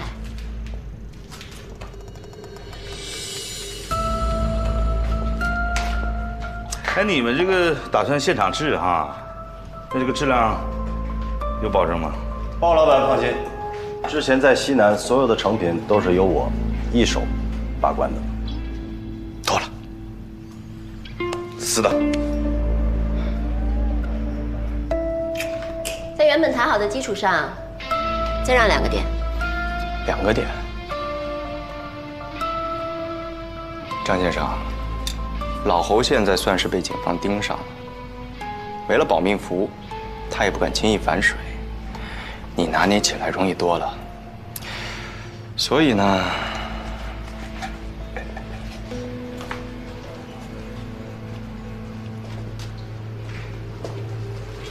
我要10个点，你觉得呢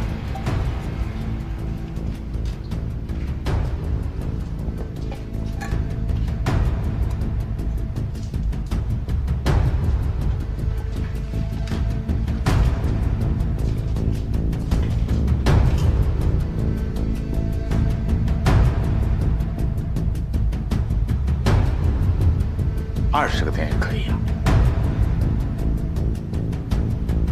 能够结识叶警官，我认了。多沟通，多交流，看你怎么做吧。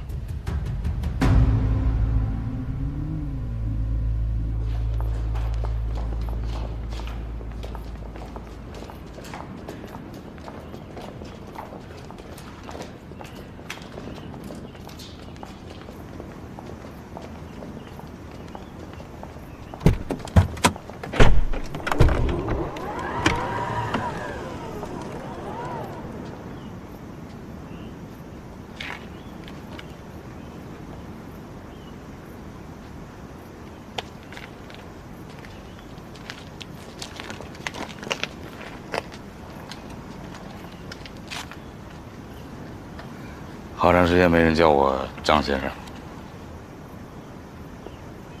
我不习惯你们江湖上这些绰号，你不介意吧？哎呀，叶警官什么段位我心里清楚啊。是跟阿虎他们打成一片，这个多少有点大材小用。你就这么看自己合作伙伴的？合成世纪时代嘛，本来又不是他们的强项。所以我觉得价格合适，随时可以换。关键是叶警官能给到的资源和渠道，这个才是最值钱的。我懂。这么直白，你就不怕我再坐地起价？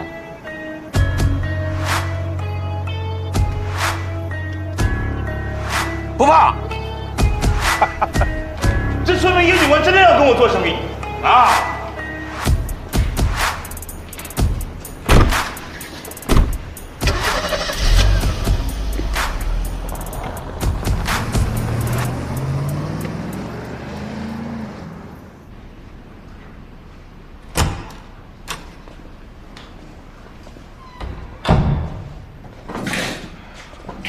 行了，挺美的了啊！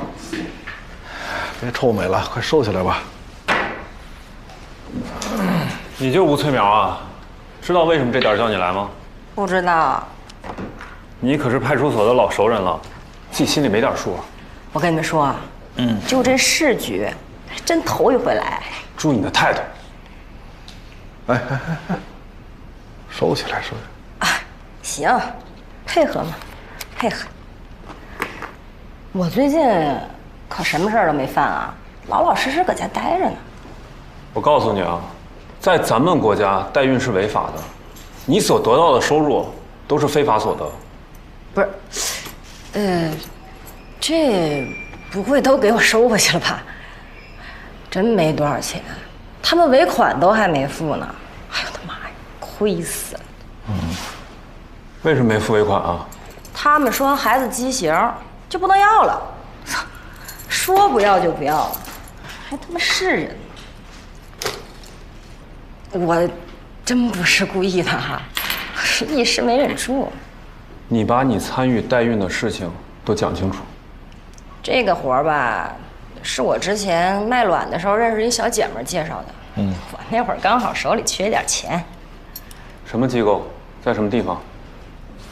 这叫什么我真不知道，反正我同意了以后，他们有人跟我联系。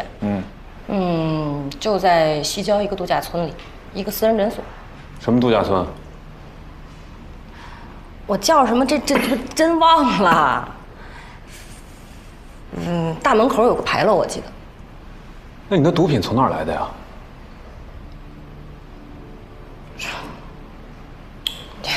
装，又开始装，啊？问你话呢。植入成功以后，就被他们都安排住在度假村里了，一天什么事儿都没有，就是吃吃喝喝，能上个网也不让出去，太无聊了。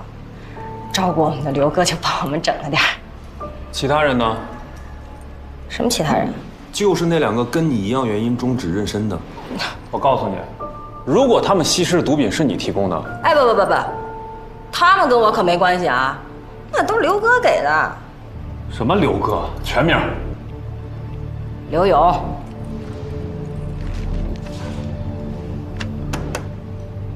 是他吗？啊。地址、联系电话。哎呀，他就是个负责开车和照顾我们日常生活的，跟我们一块儿都住在度假村，谁还用手机呀？哦，倒是有个微信。啥？微信。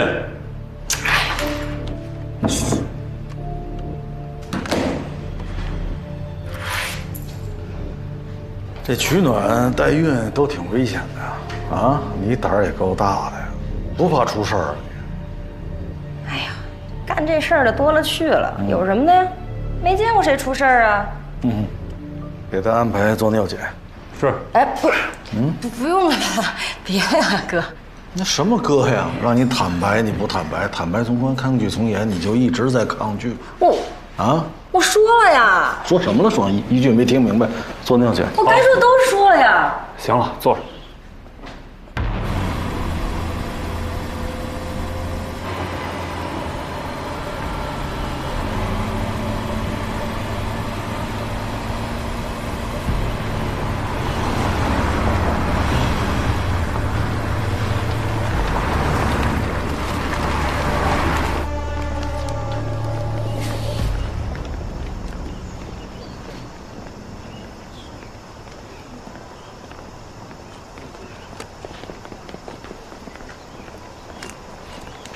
董队，这是这家民营医院的负责人，经营单业务的事儿他已经承认了，刘勇暂时还没找到。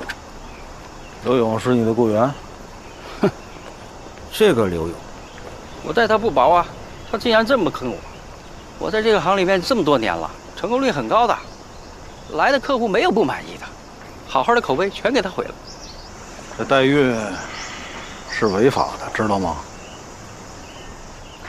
别有段情况，详细说说。他就是我们家的一个远房亲戚，要文凭没文凭，要本事没本事。我不看他是亲戚的份上，我才不会用他。他现在呀，除了让他做司机之外，要不就是打杂、跑跑腿儿，养不熟的白眼了。刘勇吸毒吗？他以前好像那个，但是现在说早就没有了，没戏了。刘勇，你给我站住！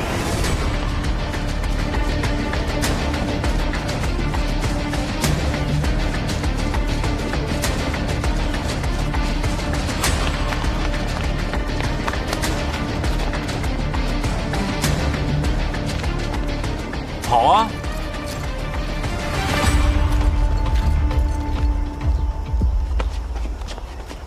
跑什么跑？现在知道害怕了？为什么给孕妇提供毒品？刘斌我认，但真不是我给那几个孕妇的，是吴翠苗。有一次我偷偷过瘾，被他瞅见了，他非管我要。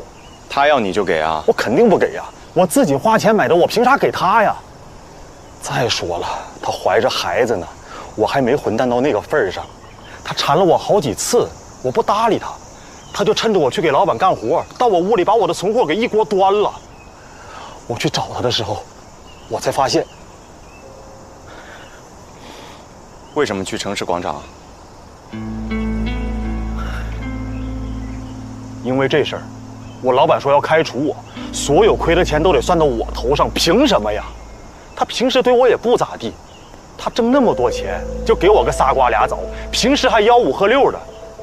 我一生气，就想着干脆把这事儿给闹大，反正他挣的也不是啥干净钱，我就让他见见光。是你让刘勇处理胎儿的？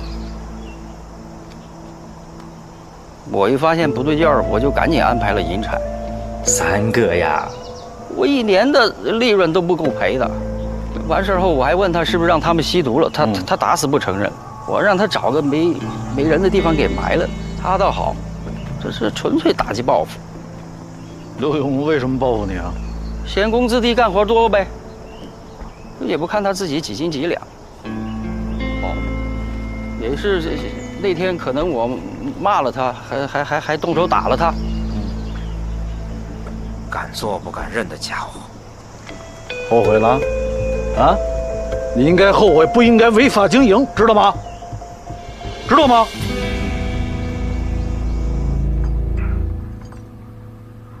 我们从几名代孕者了解到，刘勇的毒品是你偷的，对吧？你还以这个兴奋提神为目的，教唆他们吸食毒品。为什么这么干呀？好玩呗。哎，那句话怎么说来着？哎呀，反正就是一个人找乐子多没劲啊，不如大家一起乐呵乐呵呗。你知道这是什么性质吗？助人为乐。你这什么态度？你把头放端正点，你这是违法，更是犯罪，你知道吗？不也屁事儿没有嘛！再说了，凭什么只怪我呀？谁让他们自己没见识没定力？你这种态度和生活方式，对你自己和别人都太不负责了，你知道吗？快活一天是一天呗，我就爱这么过，你管得着吗你？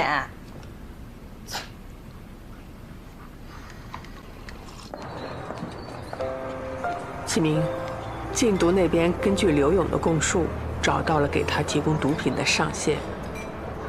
经核实，这人是豹黑集团的关键人物，而且因为刘勇早年跟他曾是毒友，所以对方并未对刘勇有所戒备。而且这个人禁毒总队一直没办法查清身份，没想到通过咱们这起案件，竟然查清了他的底细。有了咱们这起案件提供的关键线索，这瓦解豹黑集团的时间也能往前提了。那就好。行了，吃去吧。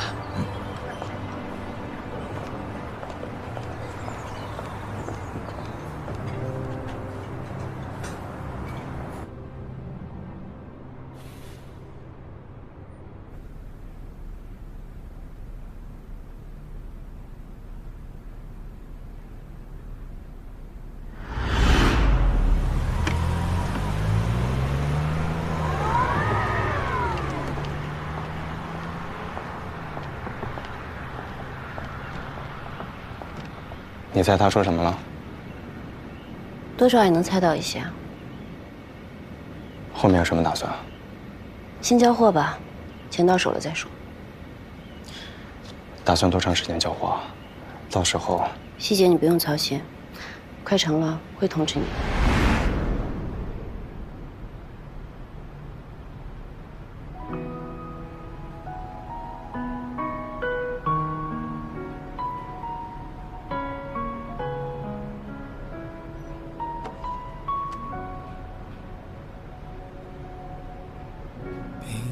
这几年我们成熟了一点，再回望旧时光时有些许的甜。如果时间倒流，那往事可回头，紧站立不放手。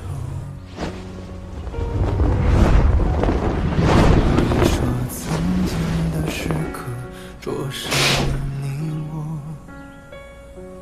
尽管故事没结果，诺言被打破，那所谓的快乐，成痛苦没着落，曾经对与错都会渐渐剥落。我好想知道后来哪里是你的落点，残多了想说的话，竟然会无言。这个世界不是这样的，我的意思不是这样的。要明言，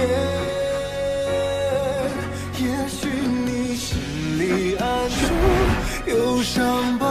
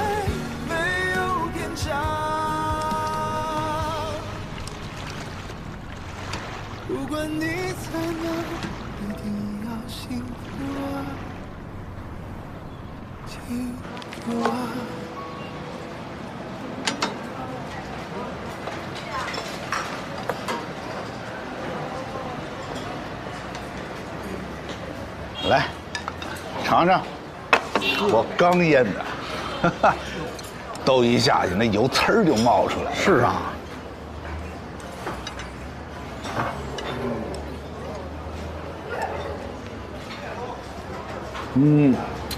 味道不错，还行吧，还行吧。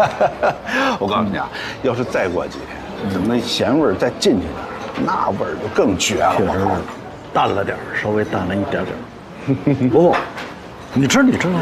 不用。哎呀，怎么样？最近老爷子身体还行吗？哎呀，老爷子身体还那样。有什么困难就跟我们说啊。那护士都跟我说了，说咱家嫂子隔三差五的给老爷子送好吃的。谢谢。我还客气什么呀？家有一老，如有一宝，有了宝贝，那咱还不得照顾着点儿？你说是？是啊，是咱的福分。得了，你吃吧啊，我去忙活去。好。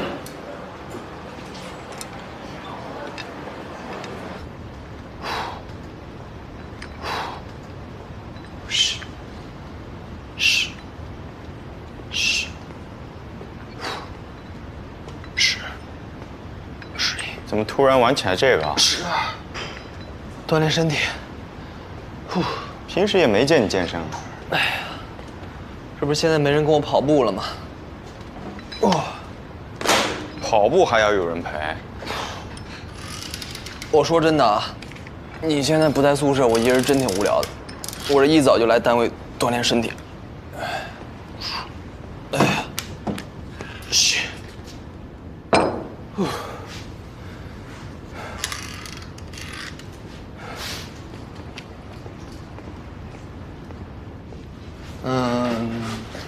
有话直说。算了，不说了。你这女朋友也不能聊，机密任务也不能说。你说你天天这样，活得多累啊！我有时候吧，其实挺羡慕你的。我也想像你这样，心里没什么包袱，活得坦坦荡荡，没心没肺的。其实这事儿吧，有时候就是在一念之间，想明白了，就能特别坦荡。今天这话说的还有点水平。当然，我认真跟你说的。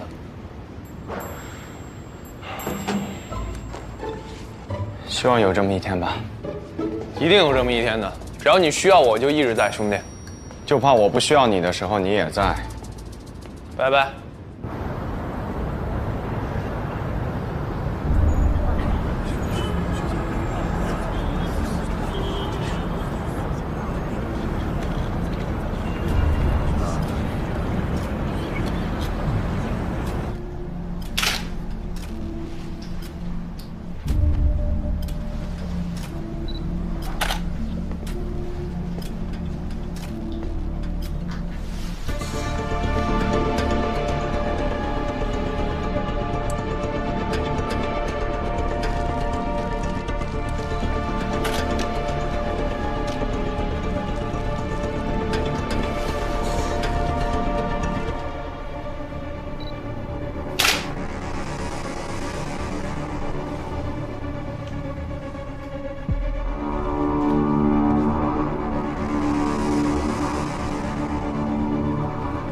死者名叫麦芊芊，女，49岁，虞山人，昨天下午登记入住。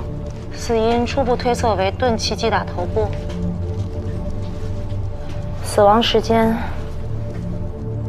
大约在深夜的2点到3点。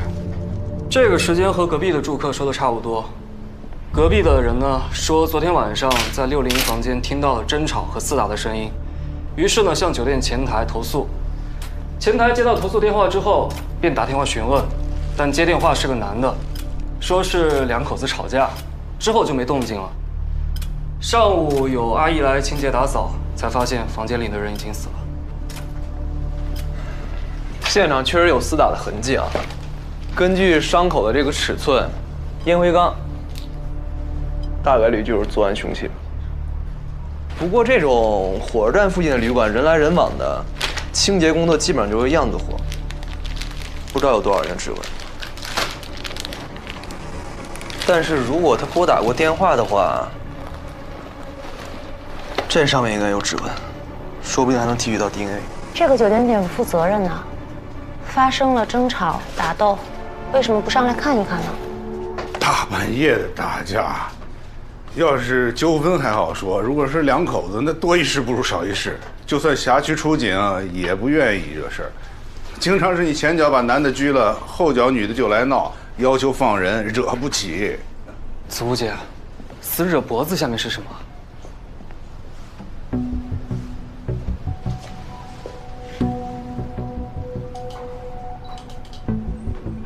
血凝块。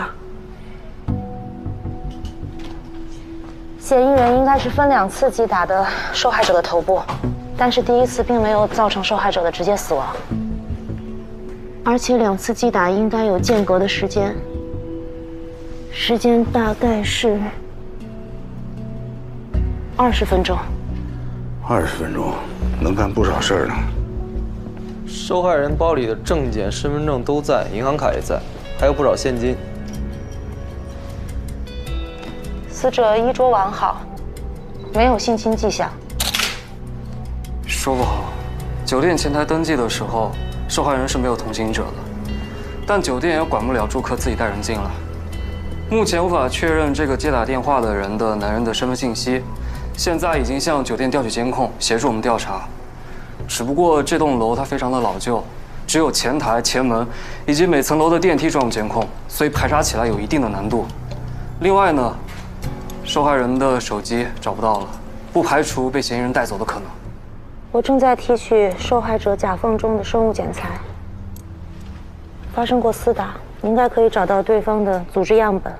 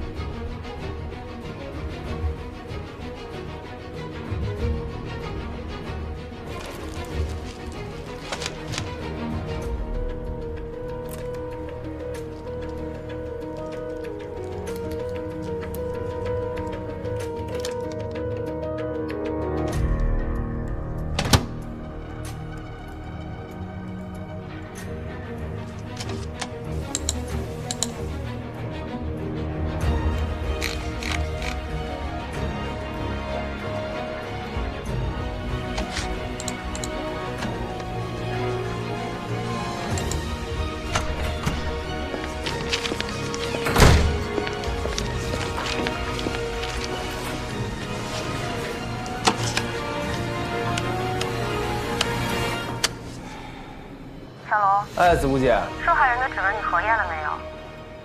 我这边检测受害人的血液样本 ，DNA 显示受害人是有前科的，而且还是现在的在逃通缉人员。受害人？我这儿在烟灰缸和电话上提取的指纹在系统里，但那人是男的，叫刘建元啊。11年那会儿因为抢劫故意伤害被判了6年8个月，现在还是在逃通缉状态。跟他同案的还有个女的叫刘敏。刘敏，受害人的 DNA 显示她就叫刘敏。那酒店登记的身份证，不是假的，就是盗取别人的信息。现场检材里有没有刘建元 DNA？ 如果有的话，现场甲缝提取物的检测报告也出来了，是刘建元。死者刘敏，女，47岁，余山人，盗窃诈骗前科，曾因多次拐卖儿童而被警方通缉，使用的身份证为遗失证件。在死者的甲缝中发现了刘建元的 DNA， 怀疑是撕扯扭打所致。刘建元男，46岁，同为虞山人。曾因抢劫伤人入狱。和刘敏一样，同为本案嫌疑人，涉嫌拐卖儿童。这合着是俩人贩子呀？合着是黑吃黑，狗咬狗，是内讧了呀？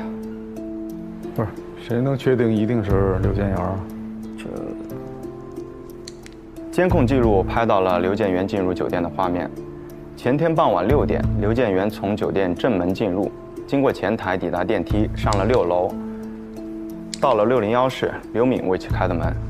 之后呢，刘敏下楼取餐，再回房间，再被拍到，就是昨天凌晨2点10分，刘建元从房间出来，他没有坐电梯，而是选择没有监控的消防通道下楼，再由酒店后门的停车场离开。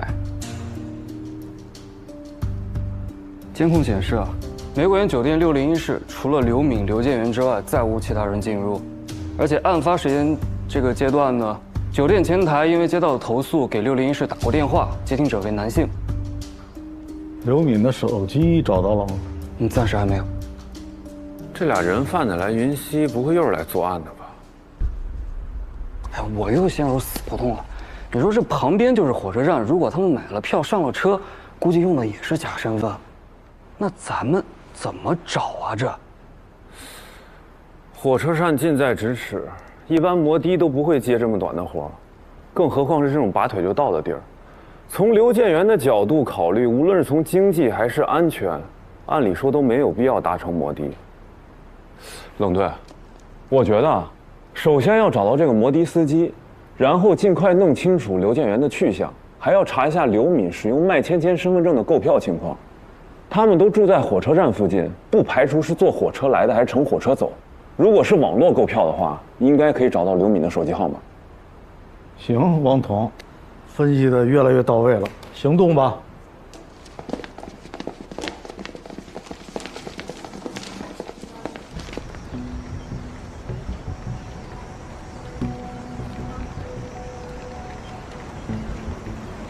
这也太模糊了，鼻子眼睛啥也看不清啊。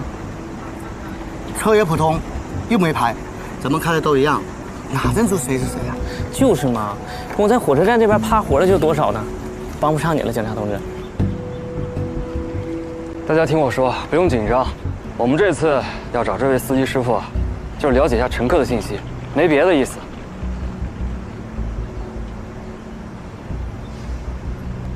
再给你们透露点消息吧，我们要找的这个人是个人贩子。人贩子？警察可得说话算话。你们放心，我保证。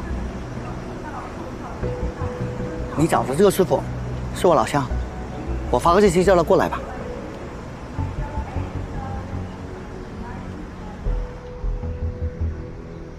哦，这人我有印象，就那天凌晨嘛，玫瑰园后门上的车。完了，刚才我刚好送了一个赶火车的，我还想着送完进站里头休息一下，吃点东西啥的。那你还记得你把他拉哪去了吗？工大家属院，不算近。当时我就想着他给的钱多，才给他跑这趟嘛。还记得更具体的位置吗？楼栋、门牌。那小区不让外头的车进，具体是哪栋楼我就……当时就记得他打了个电话，说让停在北门，完了是11号楼还是17号楼来着？这哥们口音太重，我也没太听清楚。谢谢你啊。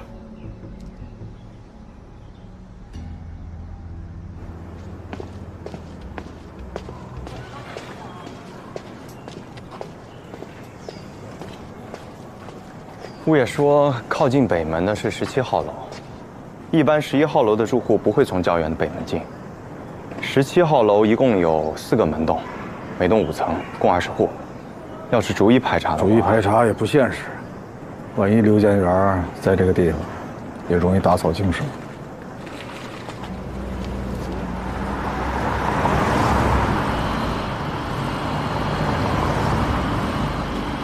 走，过去看看。这是我报的警，跟我没有关系啊。事情应对了。我上来找我朋友吃饭，我一开门就看见他躺在地上，满地满墙都是血。我真不知道发生了什么。事情应对的，什么情况？我们接到报警啊，他们说这楼上死人了，这是报警人。我朋友在上面让人给杀了，满地。朋友叫什么？刘建元。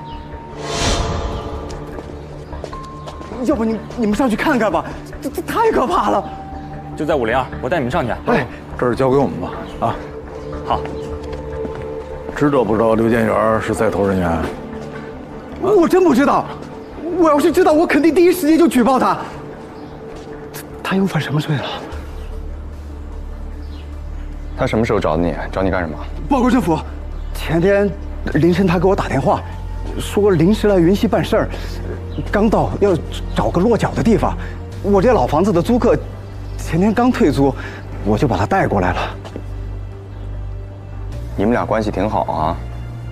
谈不上，就是在号子里受过他关照，还算聊得来。怎么发现出事的？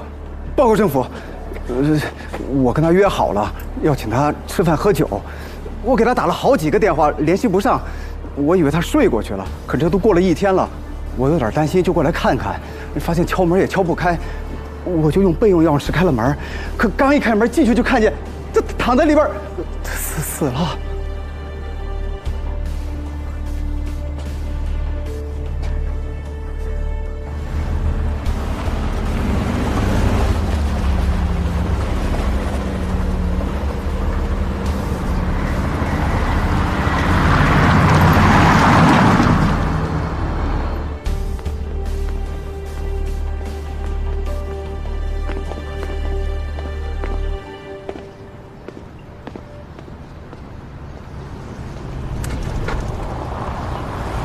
车上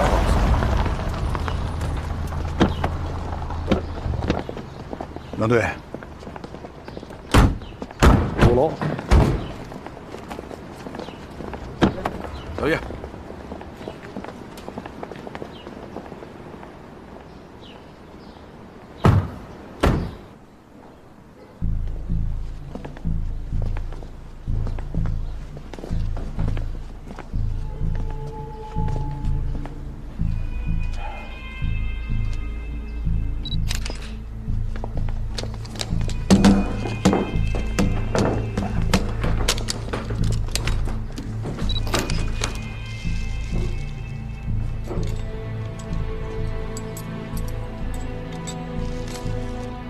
说说你和刘建元碰面的情况吧。报告政府，前天凌晨大概2点，他给我打电话说要过来，我离得比较近，就在楼下等他。来了之后带上去聊了几句，之后我就回家了。当时刘建元什么状态？状态？这不好说。有点紧张，这说不上来。这2天你都干什么了？有人能证明吗？有，我老婆、孩子、丈母娘都在家。我老婆不太高兴，我把房子借给朋友住，因为这事儿还跟我吵了几架。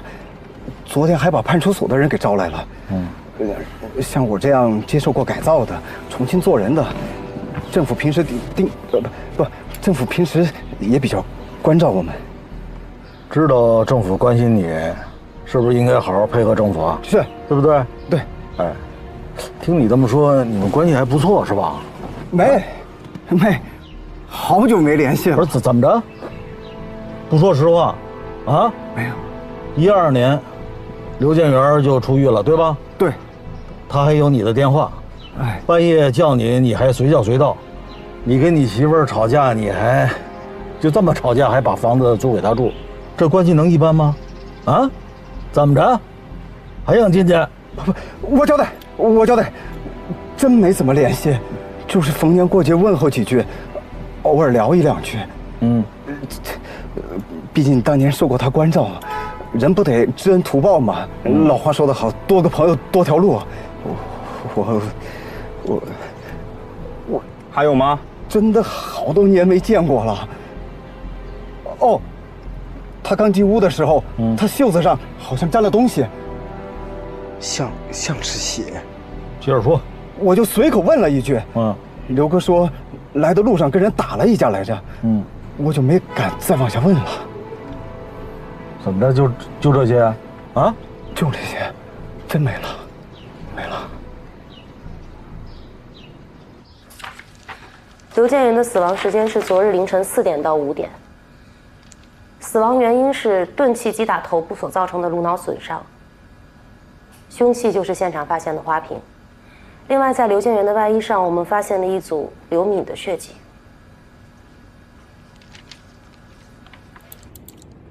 这个花瓶呢，跟房主确认过的是屋内原来就有的摆设。现场呢没有发现强行进入的痕迹，因为这间屋子一直是出租的状态，人员进出的比较频繁，屋内指纹也特别杂乱，目前没有发现有价值的线索。就是说嫌疑人有钥匙，或者是刘建元自己开的门，说不好。这个刘建元啊，不是本地人，他是个通缉犯，知道他来渝西的人啊不会很多，会不会是李峰干的？查证过了，李峰这些年和刘建元并没有太多往来，也没有作案动机。对，这个功德家学院虽然是个老小区，但是这个监控比咱们想象的要好，东南北3个大门，以及每个楼栋，都有监控。这个是刘建元进入小区，这个是屋主李峰和刘建元进入到17栋楼。刘建元进入小区是3点10分，屋主李峰和刘建元上去以后呢，没有待多长时间，前后大概15分钟，所以李峰应该没有作案时间。刘建元这种人，得罪过的人肯定不少，没准还有咱们不知道的人在盯着他。老焦，这出入的监控拍到什么可疑人了吗？哎呀，从李峰3点半离开到第2天早上6点钟，第一个晨练的人出来，这期间没有任何人出入。然后从6点钟晨练的人出来到李峰到这里报案，你们到这儿，除了送快递的、送外卖的，进出的都是这楼里的住户。请辖区的人啊配合一下，排查一下17号楼的住户，这个出入的所有的快递、外卖人员再核实一遍。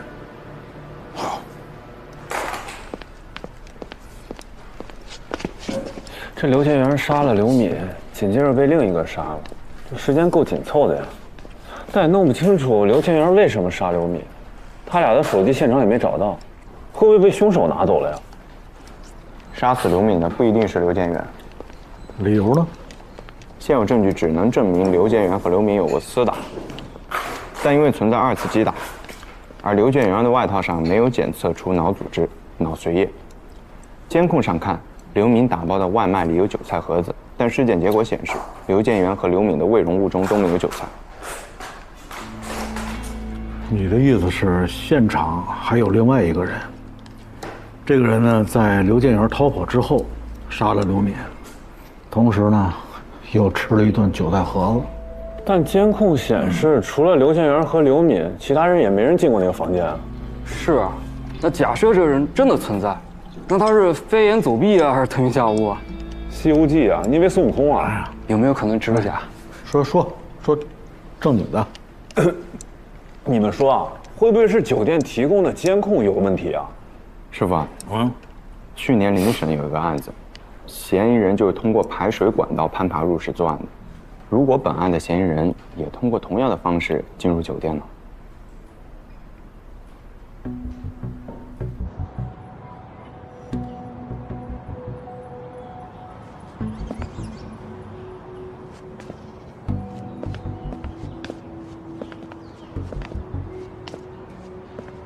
结实不结实啊？行不行啊？别上去给我整死了！快点，赶紧的！哎，这么老高，这好不容易借的，你快点儿！啊！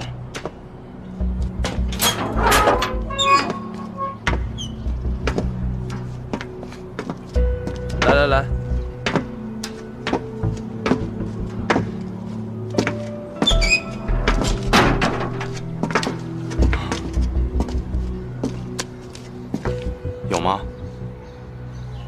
没有，网上看看。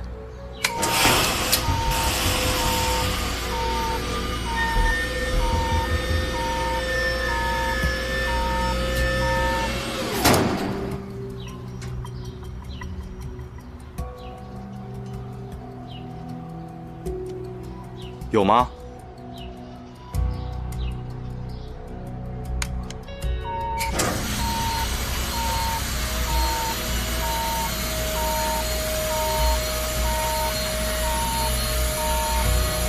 这有吗？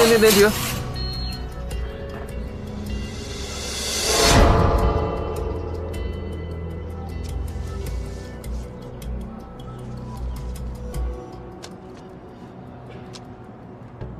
能成吗？没问题。现在的排水管都是 PVC 材料的，特别光，它带手套爬不上去，所以肯定有指纹。工大家属院的排水管也是 PVC 的吗？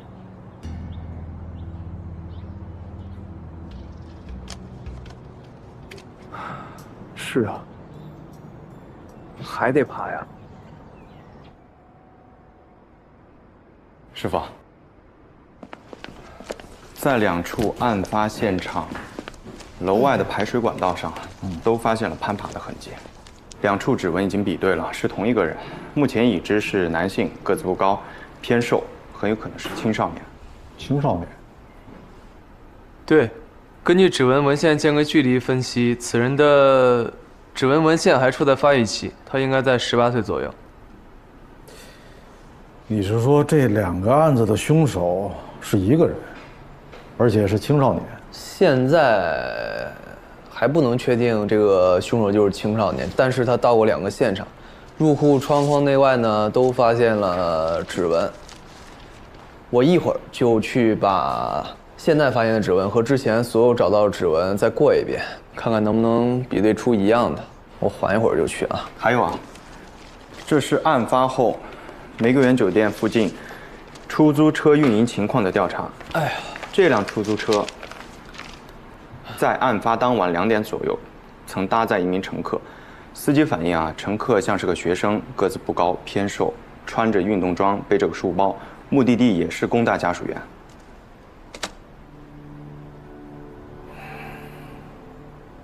这个就是相应时间段该小区东门的这个监控。哎，这个人就应该是符合你们描述的那个人。能看清脸吗？不，这已经放到最大了。刘建元投奔李峰是一个突发情况，那这个小孩是怎么知道来这个小区的呢？他如果跟踪刘建元，时间上来不及，出租司机也没提到这一点，所以应该是从刘敏嘴里问出来的。啊，你的意思就是说，他先逼问刘敏，然后把刘敏杀了，然后再马不停蹄的跑到这个小区，再把刘建元杀了。啊，你看这他有18岁吗？他能有那么大本事？再说这得什么样的深仇大恨啊？老焦啊，想办法加强这个图像啊，和刘建元、刘敏那涉嫌的案件做个对比。不，你的意思说这孩子他……可惜指纹油脂提取不到 DNA。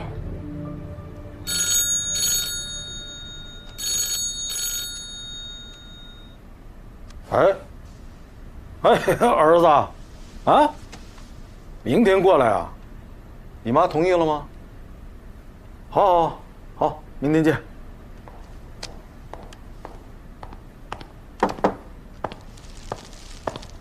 市局门口呢，发现了一个包裹，上面呢指明是让局长收的，检查过了，不是什么危险品，但是呢，跟你们手头的案子有关系。要部手机。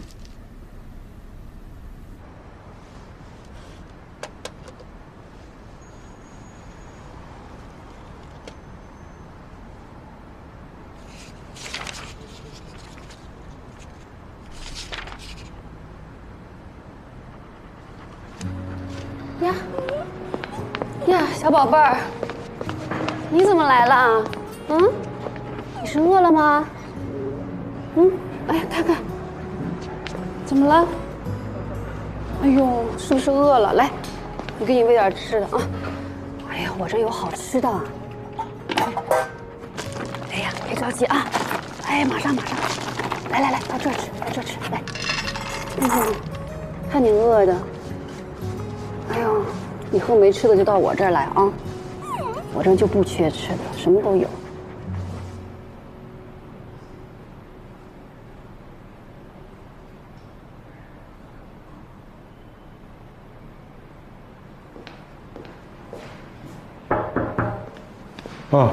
对，磊叔说那个发视频的手机号，明天差不多就有消息了。好。我刚才听你说明天要接小雨来啊？对，明天小雨来，也没人看他，我也想，那干脆就在局里跟你们大家一起玩。好呀，我们帮你看着他。好。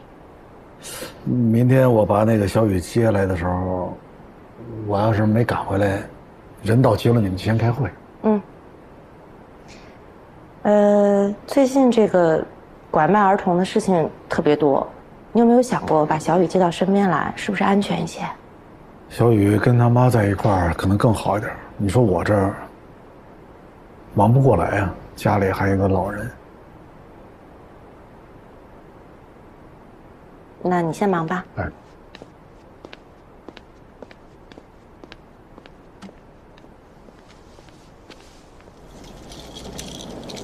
今天啊，咱俩就走着去我们局里去，锻炼锻炼身体。你也太胖了，啊？好啊。你玩什么游戏呢？什么都有，我跟你说你也不懂。我跟你说啊，我们局的小龙叔叔啊，玩的特别好，改天会让他教你啊。行。哎，啊，我马上就到啊，先让小叶先主持一下，好嘞。啊，一会儿见，快，跑两步。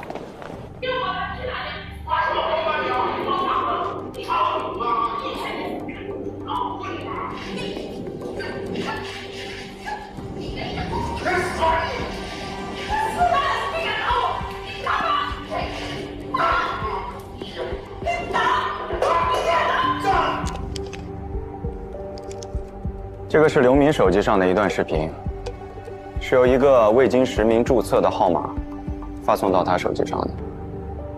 拍摄地址应该是在玫瑰园酒店601的窗外，拍摄者应该就是我们要找的这个人。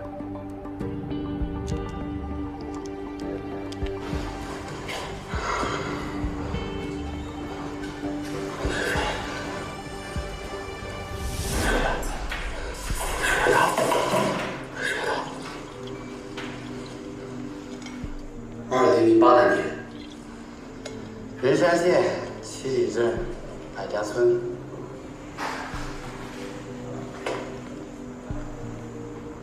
什么？2008年？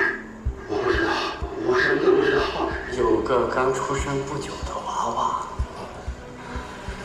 被人拐走了，就是你们干的。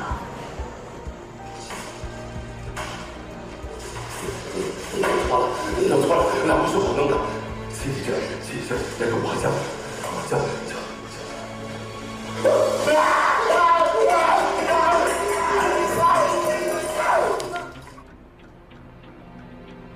这段视频来自于刘建元的手机，和前者一样，是同一号码发送的。通过对刘建元手机的调取，发现了他的购票记录。他与近日冒充麦芊芊身份的刘敏一同来到本市，怀疑与人进行交易，相关线索已经发送给负责打拐的同事了。杀死刘敏的凶器烟灰缸和刘建元被杀现场的花瓶上都发现了与室外排水管一致的指纹。技术部门正在想办法增强画质，与打拐部门的数据资料库进行对比，目前还没有发现。视频里提到的这个百家村，也询问了当地的派出所，他们说，从2008年前后就没有发生拐骗、走失儿童之类的事件，也没有接到相关报案。这真的是个少年干的？这现在的年轻人都疯了吧？会不会背后还有其他人？用青少年做幌子，这样的案子也不少。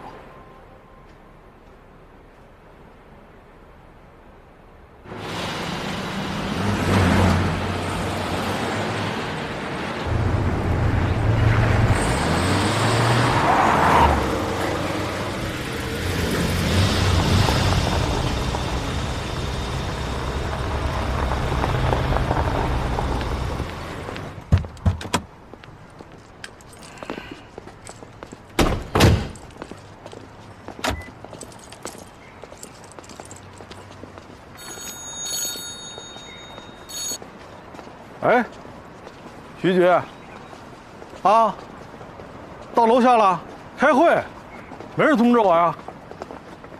啊，好，一定准时参加，放心吧。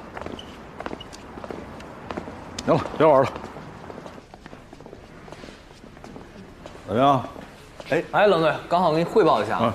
我把玫瑰园酒店的那几个什么一次性饭盒又过了一遍，这回有参照物，果然上面有那小子的指纹。这家伙偷窥、动手、录视频，哎呀，还能出来空来吃东西，不简单。叶谦他们知道吗？说了。哎，儿子，这他妈呀，这几天有点事儿，让我看他2天。打声招呼。那叔叔阿姨好。什么话啊？有姓没姓啊？啊，焦叔叔。哎，焦大爷。行了，留在我们这儿就行了，你忙你的去吧。我去市里开个会啊，替我看会儿。少玩游戏啊，多看会儿书，听见没有？好。得再研究研究啊。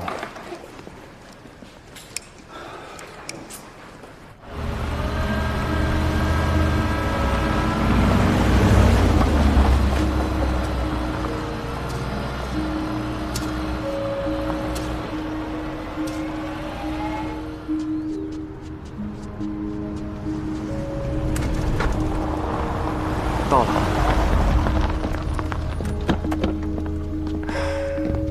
同志你好，你好，辛苦。你好，这边。好。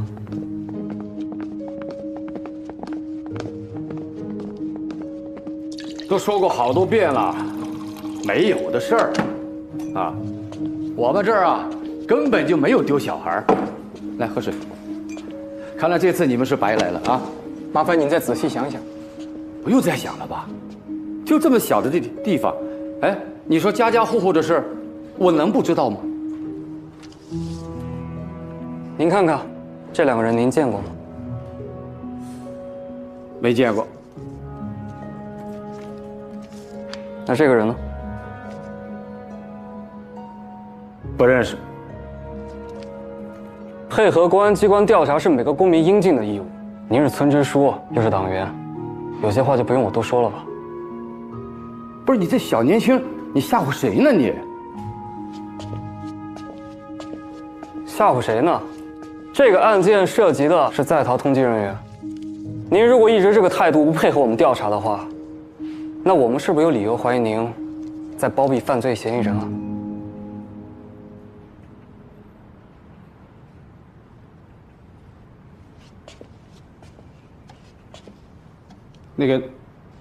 那小子真犯事了？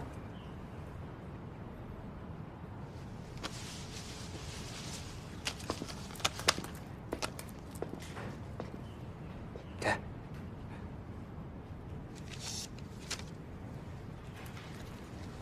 哎呀，这不是我存心的想瞒着你们，你说这事儿，这怎么说呢？这家丑啊，这村子里都是沾亲带故的，不好听啊。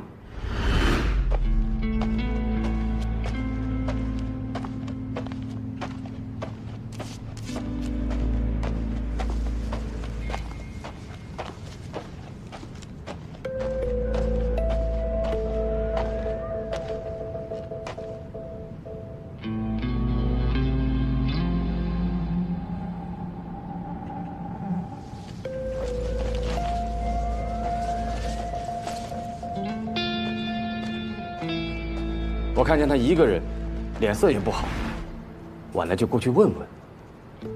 哎，结果我上去一看，那个娃娃，他就是老百家的种，他那个眉眼啊，哎，跟白有福一模一样。那这家人什么情况？户主叫百胜国，有福是他家的小儿子，上面有哥哥姐姐都分出去住了，就留下这个小儿子在家里守照。我就把那个孩子带到家里去住了一夜，也想了解一下究竟怎么回事。那孩子啊，说他叫宁海洋啊，对，宁海洋，刚出生不久就被拐子给拐走了，不久被邻省的一对夫妇给收养了。那养父呢，哎，很早就出意外死了，养母不久也病故了。看这养父母家的人啊，这些亲戚啊，就没有把他当成亲生的，他本来也不是亲生的，所以就没怎么管他。这个娃娃就想去找自己的亲生爹妈。你别说，3拐2拐，还真找到了。他爹啊，就是白有福。百家丢了孩子，为什么没报警？丢啥孩子啊？丢，那个娃娃根本没丢。没丢。白有福和他当年在外面打工认识的那个女娃谈恋爱，这谈着谈着就把肚子给别人搞大了。这些孩子都有了，该结婚了吧？哎，女方要彩礼。有福的哥哥刚结完婚，摆酒，盖房子，那些债都还没有还清，哪有钱给有福出彩礼呀？你还别说，有福，他自己去找了个路子，把那个娃娃送给别人领养，用别人的抚养费出了彩礼。那据您这么说，孩子是被白有福自己卖掉？这不算卖吧？啊，是送人。您这说的是好听啊，亲生父母卖掉自己的孩子也是犯法的。那白有福把孩子卖掉之后，他的妻子没有什么意见吗？这个事儿啊，听说好像是他们2个人合计起来一起做的这个事儿。哎呀，这个有福他们2口子养活自己都挺困难，这哪还有心思去管娃娃呢？宁海洋知道吗？应该不知道吧？你说这事儿，咋好意思跟自己的孩子讲？哎呀，老百家的日子也过得紧啊。百胜国要管家里剩下的地，还要照顾老娘，还要替他们照顾孙子孙女，你说哪儿还有这个闲钱闲心去管那个自己找上门来的？百家老大不管弟弟的闲事儿，但是这个白有福他自己负担也重，去年才刚添了个娃娃，和他以前认识的那个女娃扯了证，但是没2年也就离了。现在的那个媳妇儿啊，都是个2头婚。宁海洋上次回村是什么时候的事儿？小半年前吧。啊，对，我还领他在我家里住了1夜。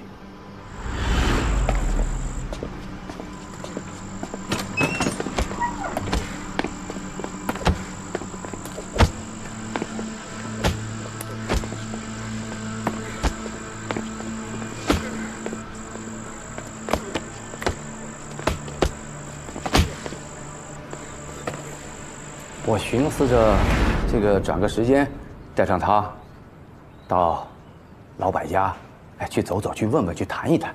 谁知道老百家怎么也不开门，那我也没办法啊，我不可能，逼着他们出来吧。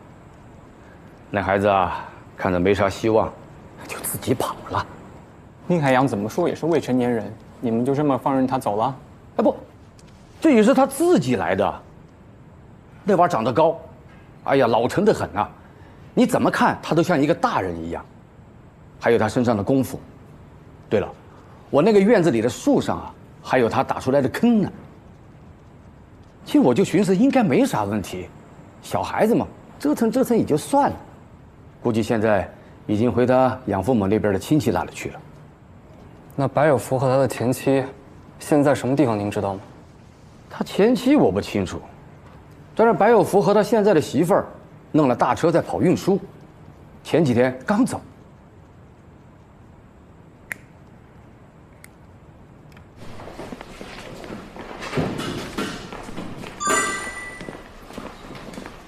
小伙子，到了吃饭的时候了，想吃点什么？磊叔给你买去。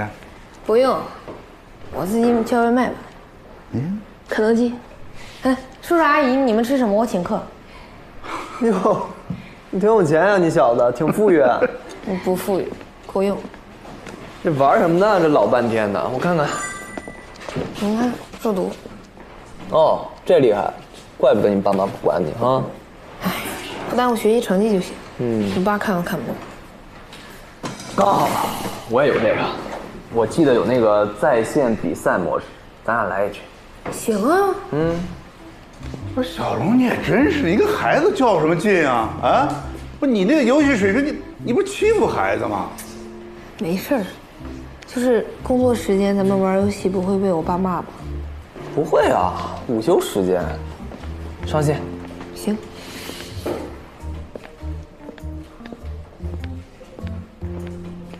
小王快，这边，哎，左边这边可以啊，右边。别说话。可以可以可以。太多了。可以啊。刷一下哈。这边他，这边。好，这个隔离。对，这边的小格子，对。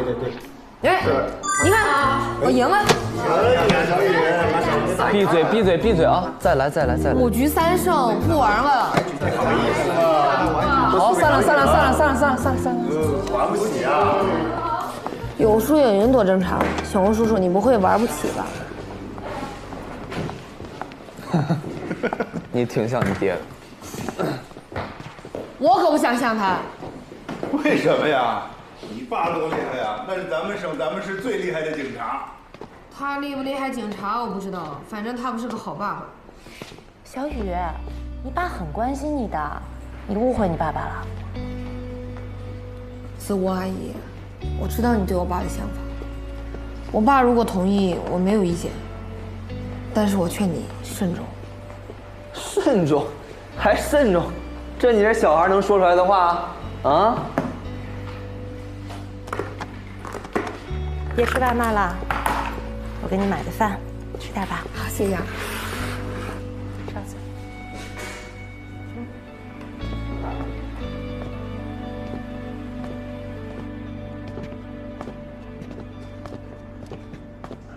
龙队，好，知道了。哎，师傅啊，和白玉甫联系上了，他在青藏线上跑车。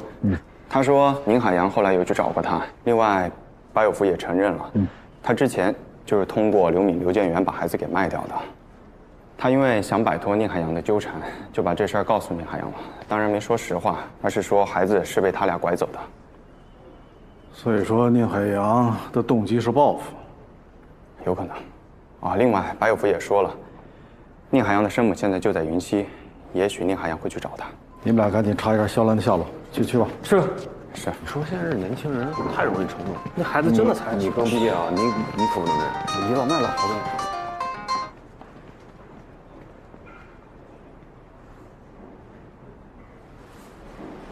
您好，您拨打的电话正在通话中，请稍后再拨。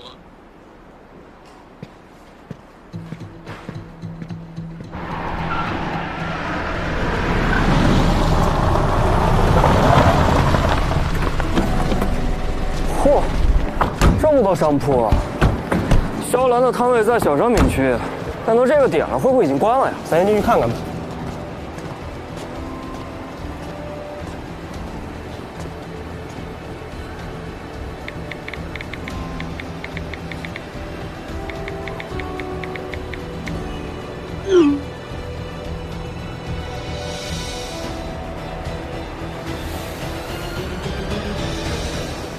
哎，这门脸房看着怎么都一样啊？注意他的门牌号 D1023。D1023。好。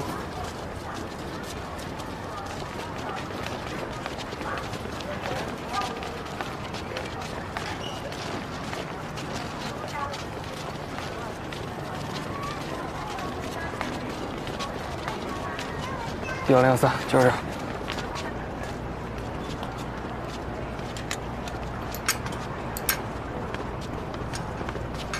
是肖兰吗？我是，你们是？我们是云一市刑警队的，这是我们的证件。您别紧张。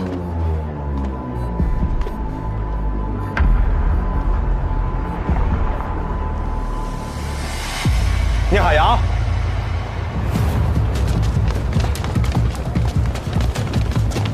收起。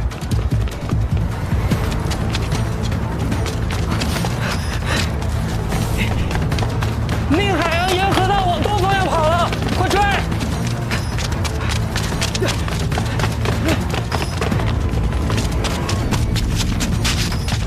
站住！站住！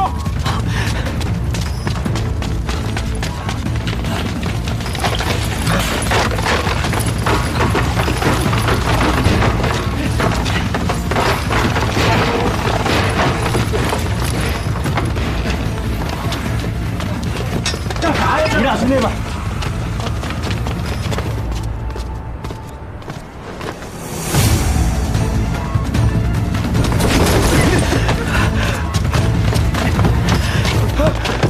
别跑！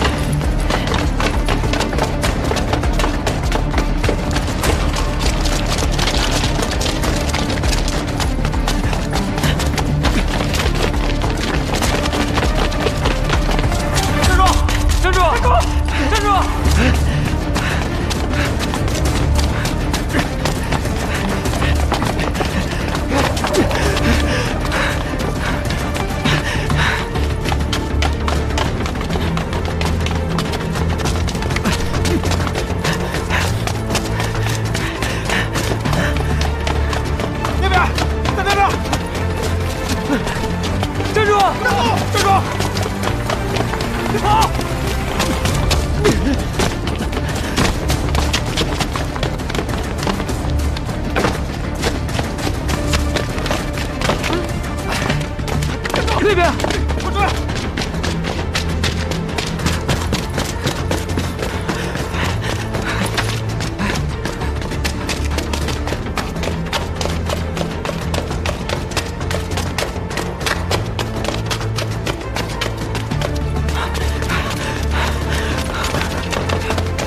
站住！站住！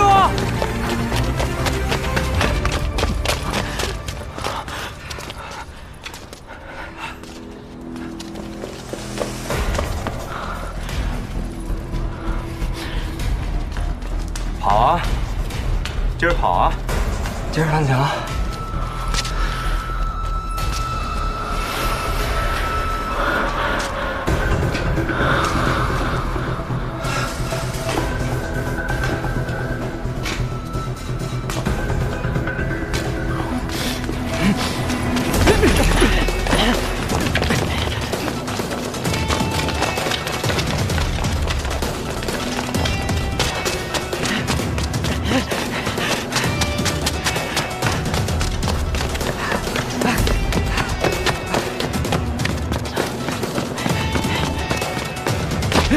别跑！站住！站住！还跑！站住！别跑了！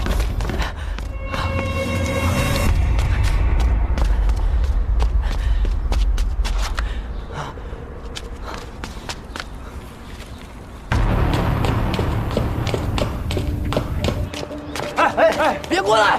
再过来我跳下去了！哎，你别冲动啊！哎，别冲动，冷静点，你们都往后退，往后退。别冲动，别冲动，这高度你下不去的，很高的。少瞧不起人！我干嘛瞧不起你呀？我就觉得你这么年轻，一个失足掉下去多遗憾呐！烂命一条，不遗憾。你冷静点。你来这里不就想见你妈吗？对吧？你来都来了，还怕见上她一面吗？你过来，来，别动，见不见没什么两样。他们都有新的生活，新的家，谁都不想看见我，管我。你母亲现在已经到楼下了，你过来，我带你去见她。来，少骗我！我没骗你，你自己看，她就在楼下。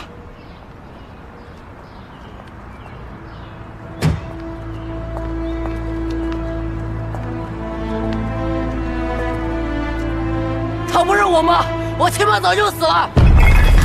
哎，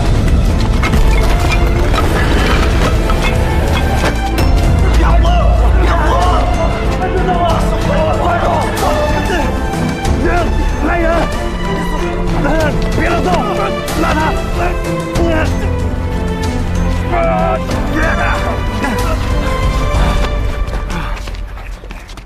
辛苦了啊！接个电话。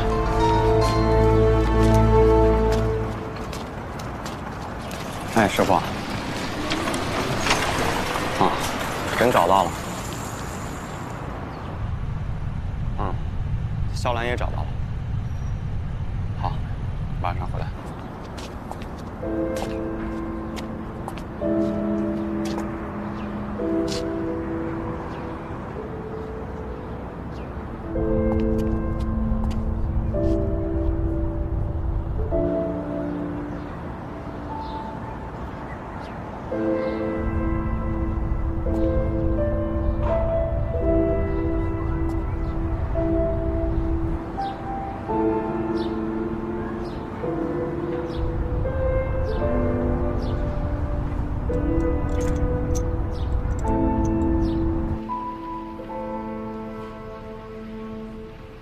窗户这手挺厉害的，哪儿学的？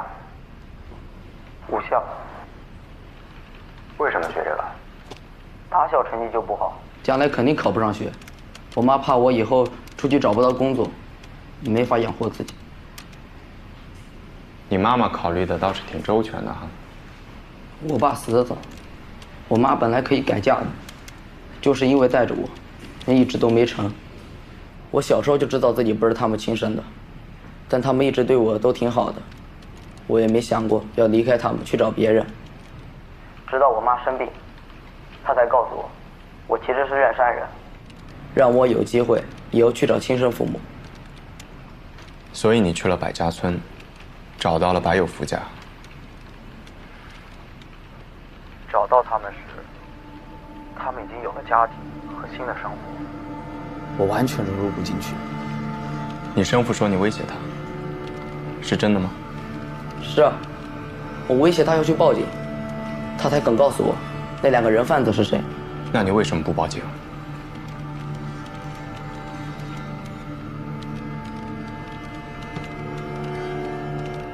你知道吗？我们警方一直在想办法抓那2个人，他们身上背了很多案子，很多家庭为了知道自己孩子的下落，都在等着他们落网。我也不是故意的，我就是太生气了。那2个人贩子是我根本不是被拐跑的，而是被亲生父母卖掉的。我本来还不信。那你在玫瑰园酒店601吃东西，是杀刘敏之前还是之后？之后，我盯了他们老长时间了，没工夫去吃饭，太饿了。为什么把刘敏、刘建元的手机送到公安局？他们用的都是假身份，你们公安局很难抓到他。我就是想替天行道，你们还不明白？这孩子满脑子想的都是报仇，估计都没有想过后果。宁海洋刚满18岁，按国家法律，18岁是成年人了。故意杀人可能会判死刑，最轻的也是无期徒刑。这个案子受害人比较特殊，也许会从轻。孩子的是非观念不够成熟，他身边又没有亲人，在寻亲的路上兜兜转转的。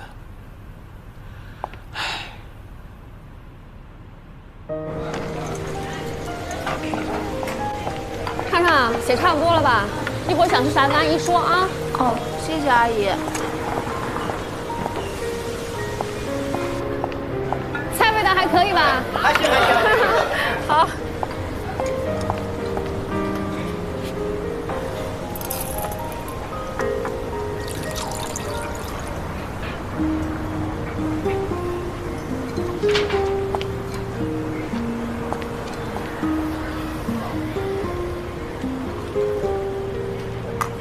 要加什么菜跟我说啊？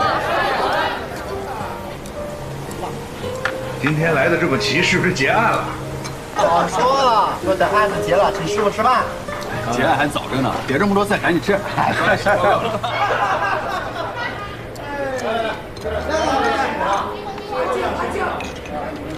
你没事吧，张？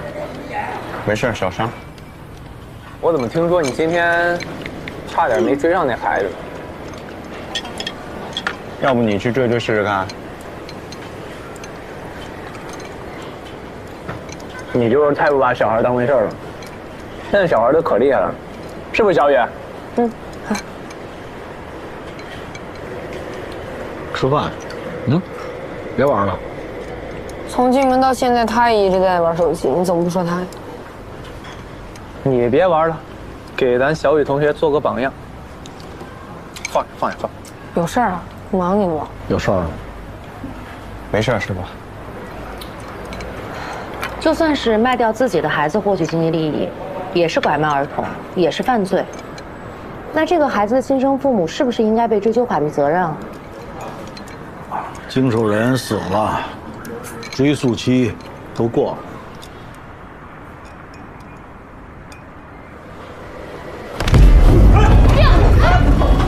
老幺儿子！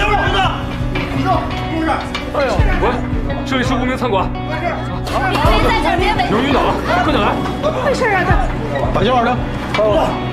打电话了没有？打完了。打完了。不知道啊。突然倒了。喝了多少？这得做心脏按压吗？这个。喝酒？没喝酒，没喝酒。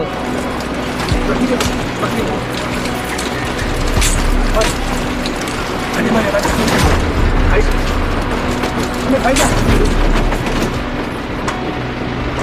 小黄连上。楼上了。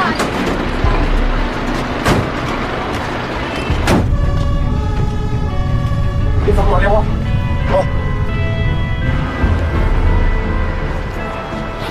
师傅，我送他们去医院吧。慢点啊，李。走，我送你们去。哎，谢领队。这老高还没50吧？这就心脑血管了。幸亏发现及时，他女儿今年高考呢。警察嘛，本来压力就大，尤其他们部门任务重、时间紧，但这工作总得有人做，是吧？你坚决不许吃大白啊！心血管病。啊，我知道。那你放心吧，没问题。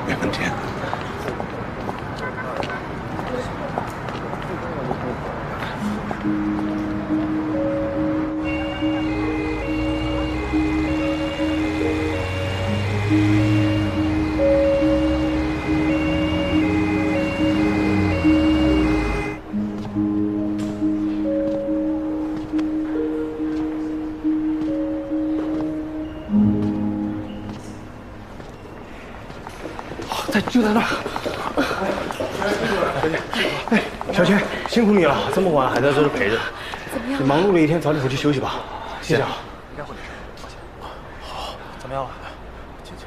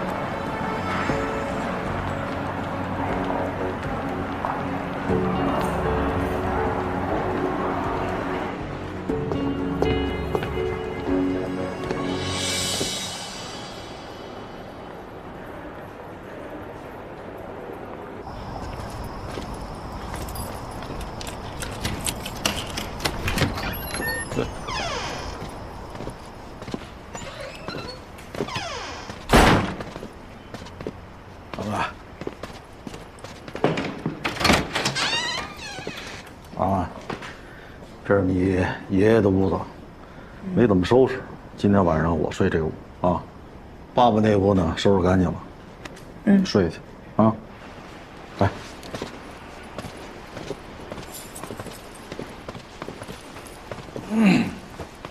饿不饿？还行。要是不饿就不吃了，啊，减减肥。其实我还挺喜欢子午阿姨的。嗯。我的意思是说，你要是跟他结婚，我没意见。你这小脑袋瓜，天天晚上做什么呢？啊？我要是子午阿姨，我肯定不选你。什么意思啊？你觉得他看不上爸爸我？没那意思。你妈怎么样？还行吧。你妈跟你经常说起我吗？嗯，电视上有的时候能看到。什么话这？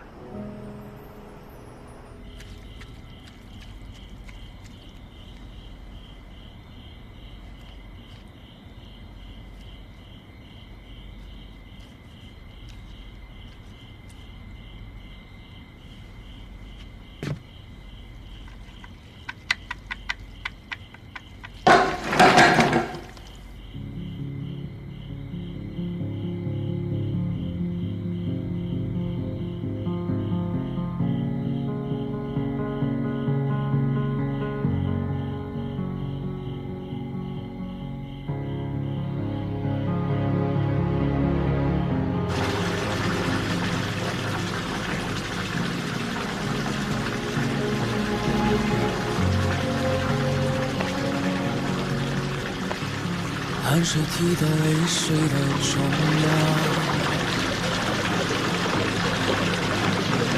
用枪口遮住枪口的声响，没有天生不屈的倔强，只因总有人赶在前方挡下风浪。当每一次不平凡变得习以为常，只为将肩上徽章擦亮，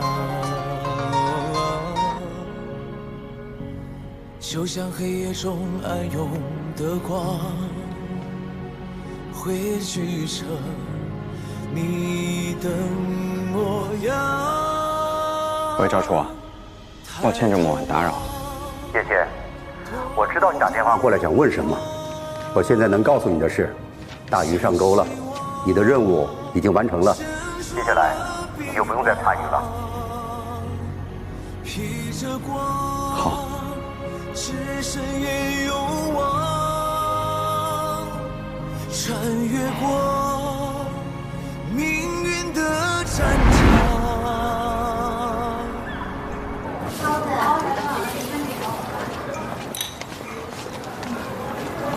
爷爷很想你，但是呢，医院呢这些日子不让探视，下次吧。行，下次。这段时间呢，爸爸也挺忙的，没好好陪你啊。不生气吗？没事儿，等暑假还来呢。行。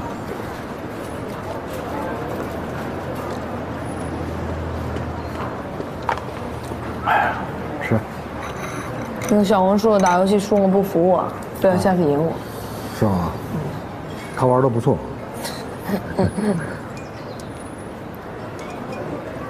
昨晚那个叔叔怎么样？还行。没事了。欢迎收看今天的《今日说法》。前段时间发生的宁某杀人案，经过警方的多方搜索，嫌犯终于落网。因为一起拐卖事件，宁某请杀机。下面请看详细内容。我们在这次抓捕行动中，在云溪市刑警队队长和队员们的共同努力下，刑警队同志在保障民众安全的前提下，进行布控抓捕，以身犯险，将嫌疑人宁某抓获归案。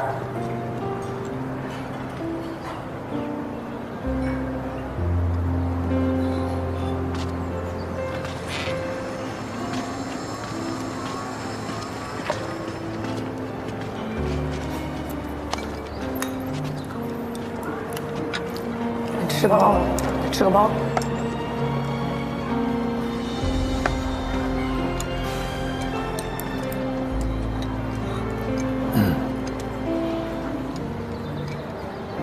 爸，这个工作忙，你也注意身体，咱下个月见。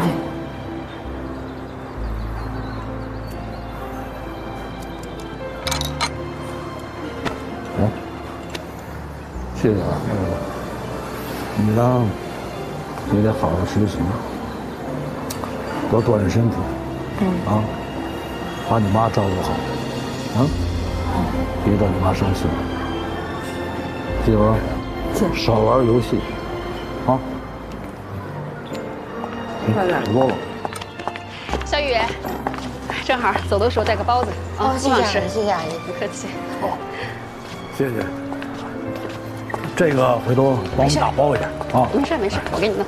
阿姨再见，慢点啊。哎。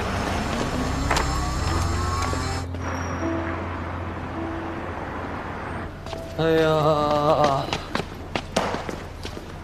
这都好几天了，这也不回我消息啊，不知道在那边怎么样了。别人万一就是不想理你呢？不可能。难道说这小昭昭一到那边就引起别人的注意了？说不定哦。担心，万一遇到坏人怎么办？万一他遇到真爱了呢？我才是他的真爱，好不？冷队，师傅。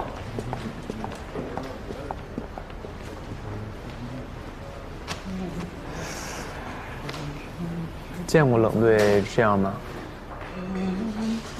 没见过。是不是中彩票了？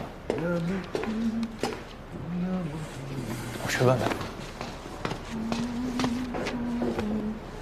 冷队，啥事儿这么开心？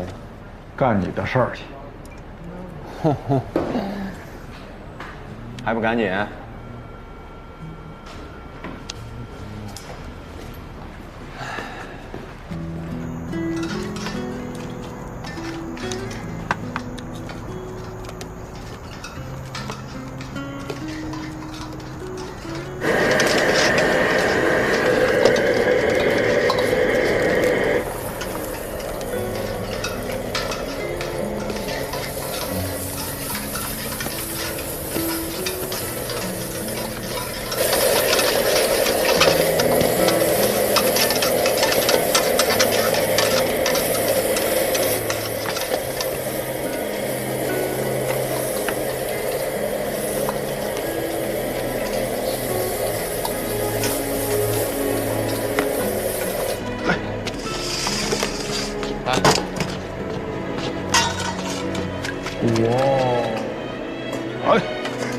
炒一盘。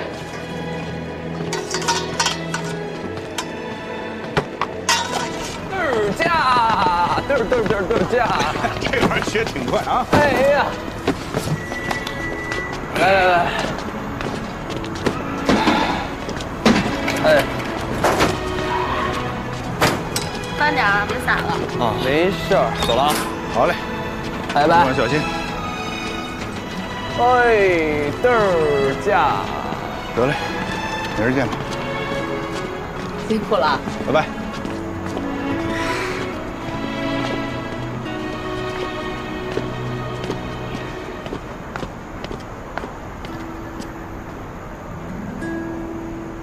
来，3盒饭啊，谢谢了啊，你自个儿分着吃啊，快点，好，我拿好，慢点吃啊，好，辛苦。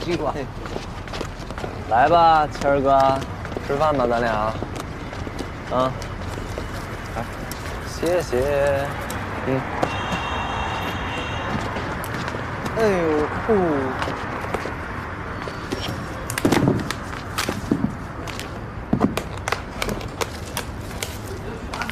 你记不记得我之前跟你说，每次这个时候我就特别的开心，知道为什么吗？就是那种帮助别人的快乐，是花多少钱都买不来的那种成就感。我就想每天简简单单的，有家人，有朋友，有自己喜欢的工作，有兄弟，就够了。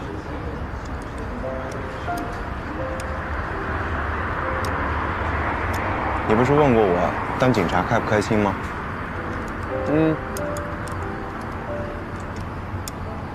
要说开心，是有，但更重要的是，做警察让我有信念感。怎么讲？每抓到一个犯人，就会让我相信我在改变些什么。也许是人，也许是事。我总是在想，我要是再努力一些，就不会有那么多悲剧发生了。这个世界也许会变得更好一些。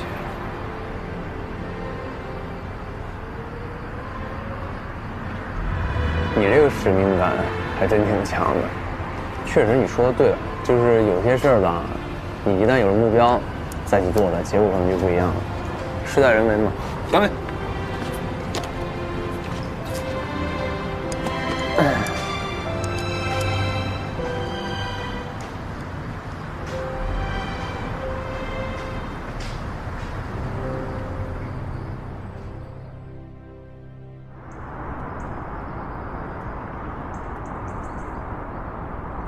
吓死了！咋整的？人就被杀了？听说死的是8栋一个男的，平常老婆孩子都不在，就他一个人在家住。咋死的？你知道吗？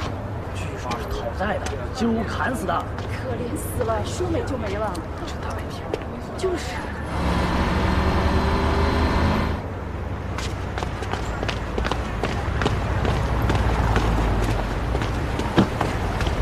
等等，怎么样？什么情况？我们通过物业查出，死者名叫赵四辉，小名赵黑子，55岁，一个人独居在8号楼208室。20年女儿嫁到了上海，1年后他的妻子也去了上海。我们已经通知他女儿赶紧赶回来。另外，我们走访了周围的住户，了解到死者平时口碑并不好，经常有人上门催债。根据邻居反映，他今天早上听到了很大的敲门声，但是他由于胆子小，他没敢出去。等他出去看的时候，发现对面的门大开着。他走进去一看，发现死者赵四辉已经被人杀了，倒在血泊中，于是他就报了警。现场采样完成了吗？已经完成了。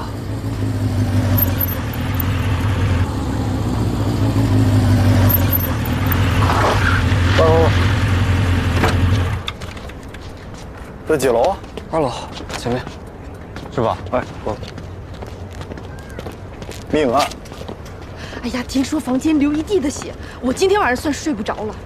可不是嘛，这下好了，不知道会不会影响咱小区房价呢？你说咋遇上这糟心的事儿？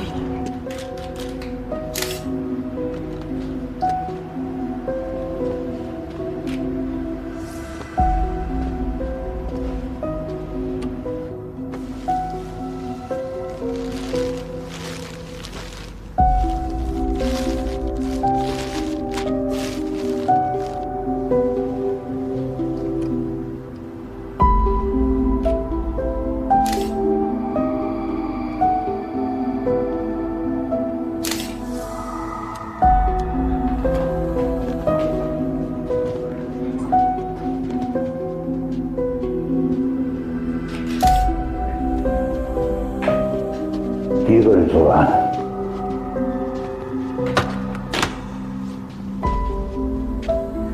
从脚印上看，应该是。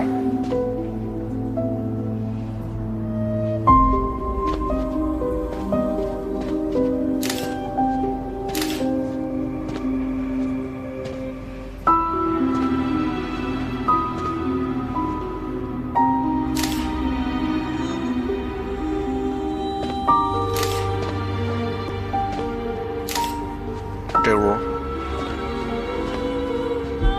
哎，龙队。哎。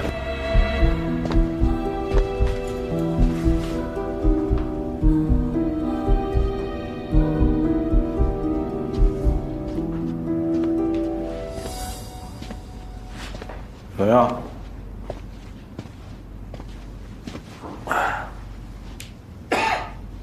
死者脚上穿着皮鞋，拖鞋也在鞋架上放着。正常情况，死者进门就应该换拖鞋，所以死者应该是还没来得及换，就被凶手给杀害了。凶手要么尾随死者进门，要么就在房间早早等候。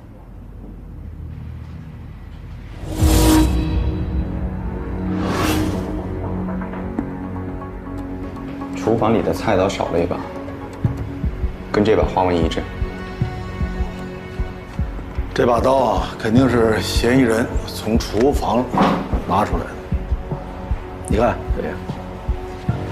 你看死者这个颈部的刀伤，一定是嫌疑人向死者连开2刀。这儿也有血液集中喷溅的地方，不过血量较少。如果这个嫌疑人是站在死者身后，趁其不备作案的话，那么所造成的喷溅血应该不会是这样分布的。从这一点可以判断出，嫌疑人行凶时是面向死者而站的。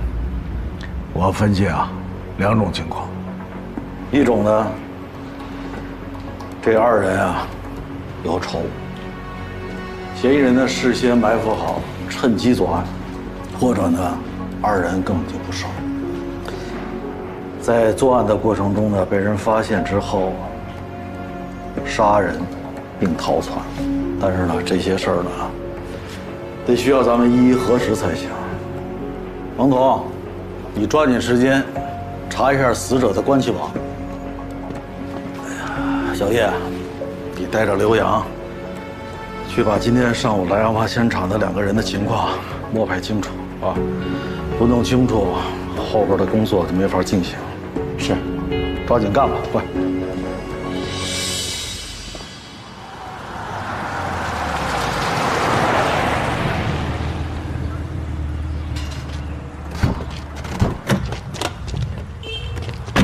山仔、耗子，我是，我们是云溪市公安局的，这是我们的证件。为了招黑子的事情来的吧？有目击者称，你们俩今天早上去了绿荫小区8号楼找赵黑子。我们是去过，可我们去的时候人他已经死了。怎么发现呢？我把门撬开，他就躺在那了。跟我们走一趟吧，配合我们调查。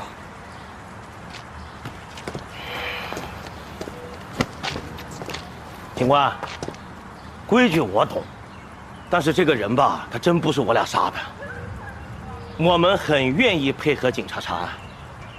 哦，对，我们非常愿意，愿意。带走吧，跟我走。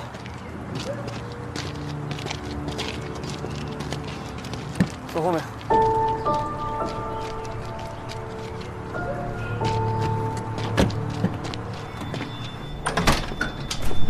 进来吧。来，坐。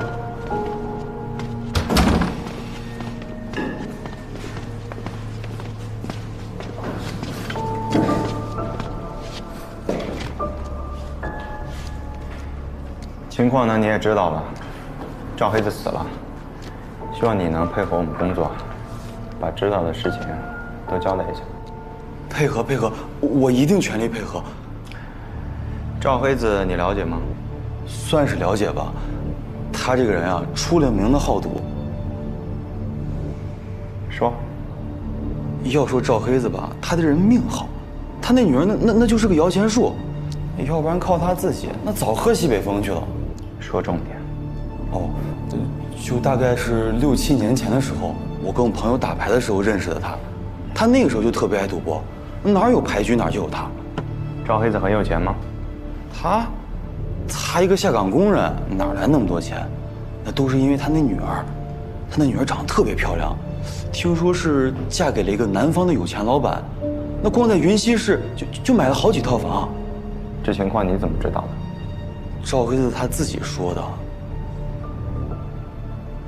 哦，就是因为赌博这事儿，他媳妇儿跟他女儿一气之下就去上海那边生活了，把他一个人扔在这边。那他平时的经济来源是什么？他女儿每个月都会给他个几千块钱，哦，还给他留了几套房产，但那房产证上的名字是他女儿的，所以他也就卖不了，只能说租出去挣点零花钱，剩下的就靠天收。靠天收？就是上牌桌推牌九压大小，那输赢看天。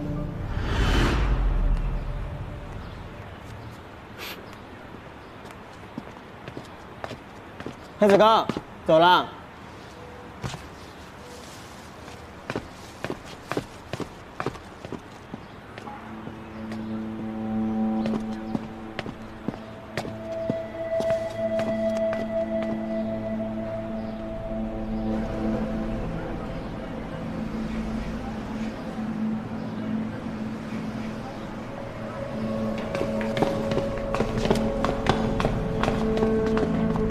山大哥，波叔怎么说呀？波叔说，让我跟你走一趟。得了哥，不过那钱的事儿，波叔有说什么吗？不是，哥，你别误会啊！我知道波叔肯定不会亏待我呀。我这不是一听到消息就立马过来了。裙子说赶紧帮波叔把钱要过来嘛。放心吧，波叔啊，能少你钱吗？波叔意思啊，把钱收回来过以后，按规矩走啊。你等我一下，我还有点事啊，我先去把事给办了，啊，咱们晚点过去，你等我消息。行，哥，那你先忙。好嘞，得嘞啊！这么说来，你们找他是为了讨债？赵黑子上个月问波叔借了10万块钱，到现在1分钱都没还过。耗子跟我们说，他昨天赢了一笔钱，让我们去收。这笔钱收回来也就清账了。除了你们，赵黑子还欠谁的钱，知道吗？赵黑子头一回问波叔借钱，据我们了解，他欠了不少钱，他那闺女帮他还了不少了。所以你们就把钱借给了他。波叔点头同意的。哥，你说他待会儿要不开门咋办？不开门，不开门就把门撬开。哦，不是，哥，赵黑他认识我呀，这样不会出啥事儿吧？出啥事儿？他能把你怎么着吗？啊，你怕啥？欠债还钱，天经地义。一会儿你机灵点啊，这话怎么说，事儿怎么办，学着点。好。门牌号多少知道吗？哦，知道。他家在208。你来过？没，我也第一次来，我听朋友说的。他不爱赌博吗？对这些66啊、88数字特别迷信。那6688的，就是个赌徒，还不上钱就一个字儿，死。好，死。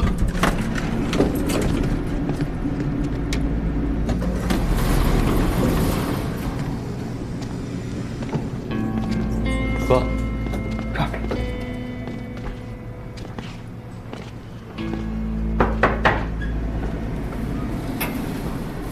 赵黑子，钱还还不还了呀？在里头装死是吧？你再不说话，我们就进来了。哥，他不开门啊，咋办？他到底在不在里头啊？在，我朋友今天看见他回来的，这时候肯定在家呢。敲，敲，让你敲门呐！哦，好。哥，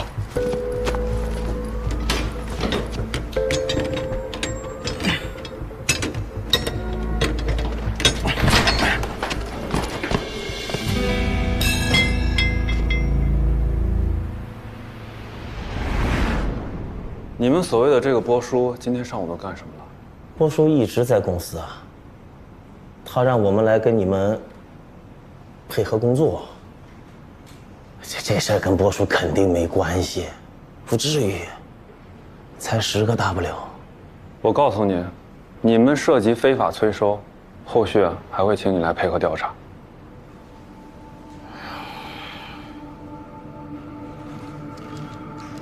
波叔是谁？哦，波叔大名叫吕海波，50多岁，有1.7米左右。他是干那个借贷公司的。大概1个月前吧，赵黑子从他那儿借了10万块钱，他到现在都没还。我是昨天听我朋友说赵黑子在另一个牌桌上赢了15万的现钱。我不是知道他借波叔钱的事儿吗？我就想着说帮波叔把钱要过来，按照规矩我能有10%的提成。赵黑子有仇家吗？这个我真不清楚。他在外面欠了好多人的钱，而且他接触人特别杂，我知道的只有波叔这一个。那你觉得这事儿跟这个吕海波有关系吗？我觉得可能性不大。那波叔手底下有10几个人呢，而且他那么有钱，你说因为这10万块钱去杀人，不至于应该。那你觉得是谁？我觉得会不会是他在牌桌上赢那15万之后，被人给盯上了，然后进他家杀人抢劫呀？在哪儿赢的钱，知道吗？知道。您别说在哪儿，就是里面有几个人，我都能跟您问清楚。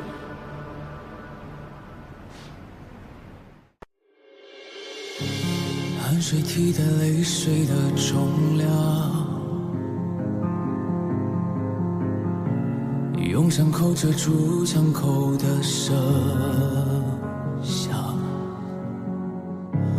没有天生不屈的倔强，只因总有人赶在前方挡下风浪。每一次不平凡变得习以为常，只为将肩上徽章擦亮。就像黑夜中暗涌的光，汇聚成你的模样。抬头望，多么的荣光，像希望伸出了臂膀，披着光，前世也有望，穿越过命运的战场。